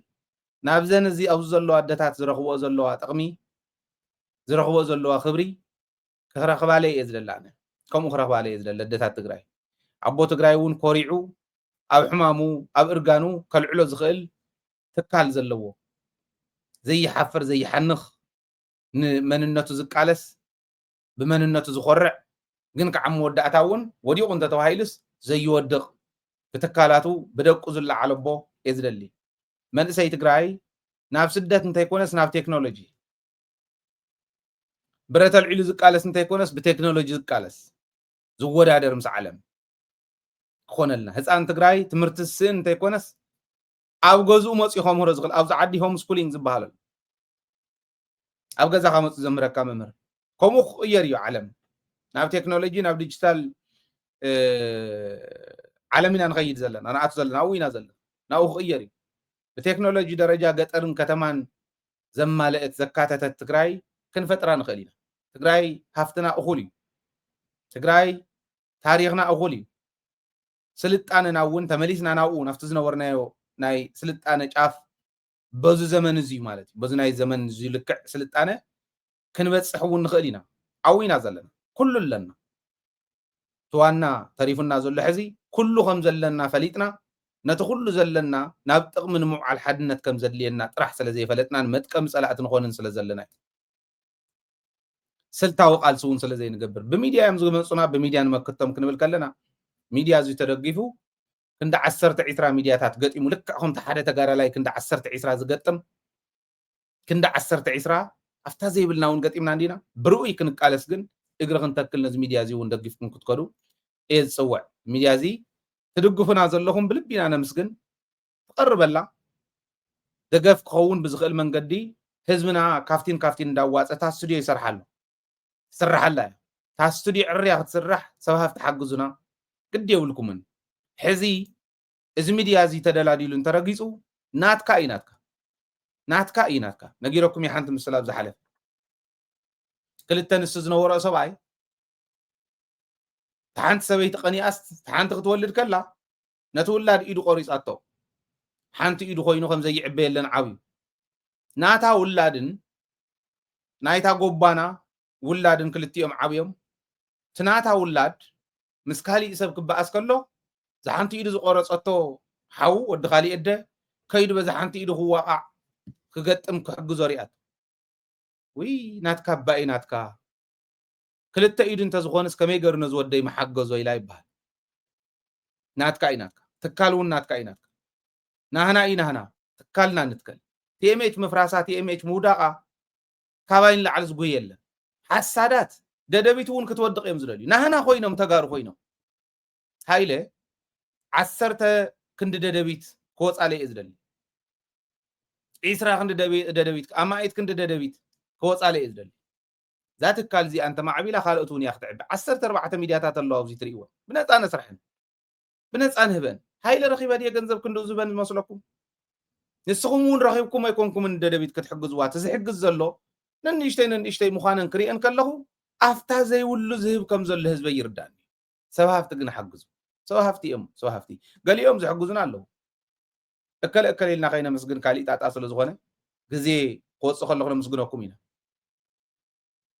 حجزنا موت استوديو نسرح ايو بهالي حنت استوديو مقاله مسرح خطابينا ناتي حسابيكم يكون او كل زواتات استوديو سريحنا عين ددبيت يسفحمو زرم تحلي واون اريما حزبا كتاغلغل نغبر حجزو ددبيت زي انا اكاونتنا ناي وشتيا زي اخا ناي دغ ناي استراليا اكاونت دايا اب تحت لكم باي غوفن مي الو ناي ابالنت فورمون الله اب يوتيوب channel ناون جوين غو ددبيتن كالي ميديان حدا يكون حزواونتنا بسرحنا مزنونا دفيرنا بن العلوم حسابات مزنونا تركلو يخلي غلغل يتطقامي كملس يغنافت نور منوني كند بعل جيتاچو تصلانيل انا گن ክንደ ሃይለ ሓድነትና ጽንዕ ወላ ጌታቸው ይኹን ወላ ጻድቃን ይኹን በዲሎምና እንዲዮም ግን ትግራዋይነቶም ማንም ዝኸልኦም የለን ተመሊሶም ናብ መስመሮም ኣትዮም ሕዚ ኣብ ትግራይ ኣትዮም ስምረቶም እስካይኑ ካልእ ኮይኑ ሒዞም ክቃለሱ ውጽኢት ቃልስና ስለ ዝኾነ ንሱ የዝደላ ትምሕማስ መጥቀም ጸላእቲ ከይንኸውን ግን ጸላእትና በዲህና ናህና ናብ መስመሮም ምእቲና ክንከይድ ምእንታን ሚድያና ምድልዳል ኣድላይ ሕና እውን ልክዕ ከምቱ ብረት ኣልዒሉ ዝቃለስ ዘሎ እዚ እውን ሓደ ኣርሚ እዩ ከምቶም ኣቦ ዝበልዎ ከም ተነደታት ዝበልኦ ናይ ኣውስትራልያ ኣርሚኹም እዩ ኣርሚ 4 ዝበሃል ግንባር 3 ግንባራት ኣለውና መበል 4 ግንባር ደደቢት ትበሃል ኣውስትራልያ ኣላትና ከም ዝበልዎ ወለድና 4 ግንባር ጽኑዕ ድልዱል ግንባር ኮይኑ ክቕፅል ምእንታን ንሓግዝ ዋው እዚኦም እዮም ሓይሊ ኣየርና እዚኦም እዮም ሓይሊ ምድርና እዚኦም እዮም ዋሕስና እዚኦም እዮም ንጸላእቲ ዘርዕድዎ ዘለዉ ህልውና ትግራይ ክረጋገጽ ኢልና ተስፋ ንኽንሰንቕ ዝገበርና እውን እዚኦም ካብዚኦም ደይውፃእ ካብዚኦም ወፂኻስ ኣብ ናይ እቶኖ መጎጎ ዓፋር ዶ ጸለምቲ ዶ ኸድኩ ይበሃል ካብዚኦም ደይልቀቕ ገርም እዩ ዓዲ እንተዝኾነ ሃይለ ካብዚኦም ኣይመተፈለኹን በፍጽም ኣብዚ ኮይነ እውን ብሕልና ኣይተፈለኹን ካብ ተጋዳላይ ትግራይ ተፈልየሉ ዝፈልጥ መዓልቲ የለን ክንፍለውን የብልናን ክንፍለውን ኣይንኽእልን ህልውናና ዘረጋገጽ ዓለም ብቕልጽማ እያ ህልውና ተረጋገጽ ሃገራት ዓለም ብቕልጽመን እየን ዓለም ራይዋ እዚኦም ሓይሊ ኣየር ወኒኖም እዚኦም ቴክኖሎጂ ወኒኖም እዚኦም ምስ ዓለም ተወዳዲሮም ናብሮም እውን ብግቡእ ዘካይድሉ ዝመርሕሉ ኣታዊ ሃልይዎም ተጋዳላይ ዝኾነ ህዝቢ بعرس ዝተኣማመን ህዝቢ ትግራይ ነዚኦም ወኒንዎም ክዘልቕ እየ ዝደሊ ከምኡ እዚኣቶም እውን ዝጠልብዎ ኩሉ ክግበረሎም እዩ ዝደሊ ሕልመ እዩ ንሱ ሕልሚ ኩልና ሕልሚ ክመስል ይኽእል እዩ ጽባሕ ንጎት ትግበር እዩ ምክንያቱ ፈተናና እውን ናይ መንነት ፈተና እዩ ቃልስና እውን ናይ መንነት ቃልሲ እዩ ኩሉ ግዜ ብኣይደንቲቲኻ بمننتك ዝመፀካ ስዒርኳ ክኸደ ይኽእል ብዝኾነ ይኹን መልክዑ ተቃሊስካ ስለ ትስዕሮ እሞ ከዓ ተጋርሱ ስለ ዝኾነ ናብኡ ንሳገር ጀሚርናዮ ዝኔና ቃልሲ ብኣጉል ፖለቲካዊ ጥቕሚ ተታሊሎም መራሕትና እውን ሸርተት ከይብሉ ንሕና እውን ህዝብና እውን ክንሕልዎም ይግባእ ፖለቲከኛታት እውን ከይተንሸራተቱ ህዝብኩም ሒዝኩም ሰራዊት እዚ اوكي نجزا خاطر ملسته زبال دي ادرو قال يدز بلوز السوق دفو انا امنلون اندي انت تغويرون بدي دي اركوت زغبو امبر سراويت تግራይ ንድሕሪ ሕዚ ሰራዊት ዘይብላ ትግራይ እንተ መስሪትና ተበላዕቲና ካብዚ አንተ ለቂቅና ጭራት ነብሪ ሒዝካ ምልቃቅ ማለት ሰራዊት እዚ እንዳጠናኸርና ይንኺ ዳደገፍና ይንኺ ህልውና ዘረጋግጸሉ ቤተሰቡ ዝመርሐሉ ናብሩ ዝገብረሉ እቶት ንኽህልዎ ንግበር እንታይ እዩ ትኾኑ ዝመግበር ንወይን ኩል መጾይና ሰፊሕ ስለ ዝኾነ تكالات كون المقبار كوي تكالات كون بعد جنرال كم فخفيله مو كفيله مدني ونو تكال مصر راح تيكونس نتكال زقبر بعالم درجات ولا دراي زقبر رئيس زونن سبات يوم نزيهم ديت تقوى من تكال مصروته ديت بلا من استقراي 5% 10% بحساب وصيو دقنوش تنزل تكالي مسرت بهاليان نزين دنخيت تكال مسرت زغون عبي تكال ولا ميتك ناي تقرايو زغون يكون تكال وي تن زنيوا تكالاتنا نصف حين مسفن نعوم نهبو وي كالي يخوم نقبر كم مسفن زبله وي تناي عدنا زنيه معدن بروسس غير الشيط تكال كون يخلي anything نعوم قير زغل قلنا تقارا لاي ناي بعلو خونن زغل ناي بعلو زنتاين بحالا ايرات زلوو جلباتات زلوو خلي جلبان من تاي او زيسي وعجاتنا زختما انا زلو كله سراويت تخفيلو ومصيو تكال سلا زغونه نسو تخفيلو ومصي بايرن بجلبان اوصينا ግን ተኸፊልዎ ናይ በዓል ኣታው ኣለዎ ናይ በዓል ደሞዝ ባዕሉ ዝኽእል ትካላት ኣለዎ ሓንቲ ግዜ ኢና ክንፅመ ተወሰነ ክነዋፅእ ድሕሪኡ ባዕሉ ትካሉ እንዳመርሐ ዝኸይድ ሰራዊት ይዝኸው ንጉዳኣትና እውን ሓንቲ ግዜ ኢና ክንፅመ تكاليقات مسرتل بعراي كيدا سلا زحرد كل ترجم يقول أنت دابوت بانت إسرا بان سريحة وعل ماشين جزيء اللي أنت خيدا جن زي لقيت أنسى بزح مع على تخدموا جوا قومون حساب كديو لكم وياكو أبزي كونا سلا تصمدونا تجاجيو نايب علنا حتنا دكنا زخونو تجاجيهم مسار حسلا أخوينا منعهم كن خنك على سبل ولا لنا نمبر كلنا قالسنا مسألة أنت زخون نيرو نحنا أخول هافت لنا أخول عقم لنا أخول تعدل لنا لذي كل وقت نخلينا نزونا نحسب نزونا نقدم زي غيرنا انت تقاليسنا امنو نتغراي حزي نقولو صيلو إلوجن كما صلو خلي أيكونا أنا كليرلي أزري أزلو عدي قلت بزخونة بكرمي هاجر يرق له نوع علي ترى إني نوع يزكالس نسان دار أو يزكالس كتكون تخيليا بعقم درجة مول أصل زخونة نايوسانا قداي قالسنا أنفتو ناوزي الكنا وسينكا قالسها بقلسي نايم كلاس قداي بوليتيكانا مع زي نسوزوسن كنريوينا كندفينا جن كعاد دبلوماتيكلي أبزين ورد كل من قد سجيرنا هزمنا نص أوصينا تبلس عدنا عند حر مسريتنا يا دحريون دحريتنا من لس عدي كنا نقبل دليل إذا حجز ودا يكون كنقصلوا لينا إذا نقبل جن تكالات نتحلينا ناس ولا زغنا تكالكم دقفوا تكالكم عبيو أنتم صار تكال تخدوا جنا يواسكم من بصرونا يتقمنا كم هزوي تدقاقيفنا تدقاقيفكا يوزع ب قبل دليل سلام ساهم سلام عوضن كعمس جنا هزبنا أخوان تمنيتايو قرايت عوض محرة اللي انت جنا سلام تانتين بي لبعني ونهجر وقي انت جميرنا محرة اللي انت جنا تلي مويد عما بخور صاب قسيا أبكي وزازما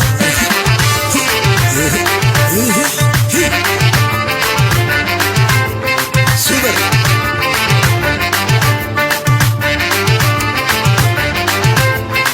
كتر صدوت قطع عادنا بسنوتا مخرع عشان تحشان عالنا لو تحشان تنكو تخون تعبسان كتر صدوت قطع عادنا بسنوتا مخرع عشان تحشان عالنا لو تحشان تنكو تخون تعبسان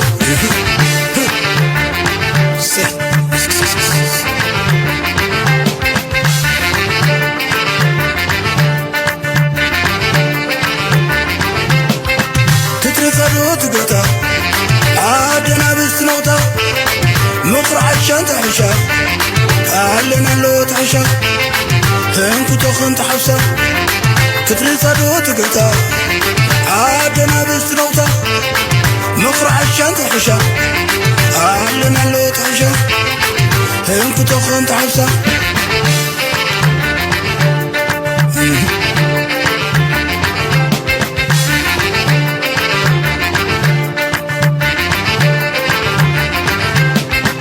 كترسالو تقطع عادنا بسنوتا مقرع عشان تحشا علنا لو تحشا تنكو تخن تحفصا علنا لو تحشا تنكو تخن تحفصا علنا لو تحشا تنكو تخن تحفصا مقرع عشان تحشا تنكو تخن تحفصا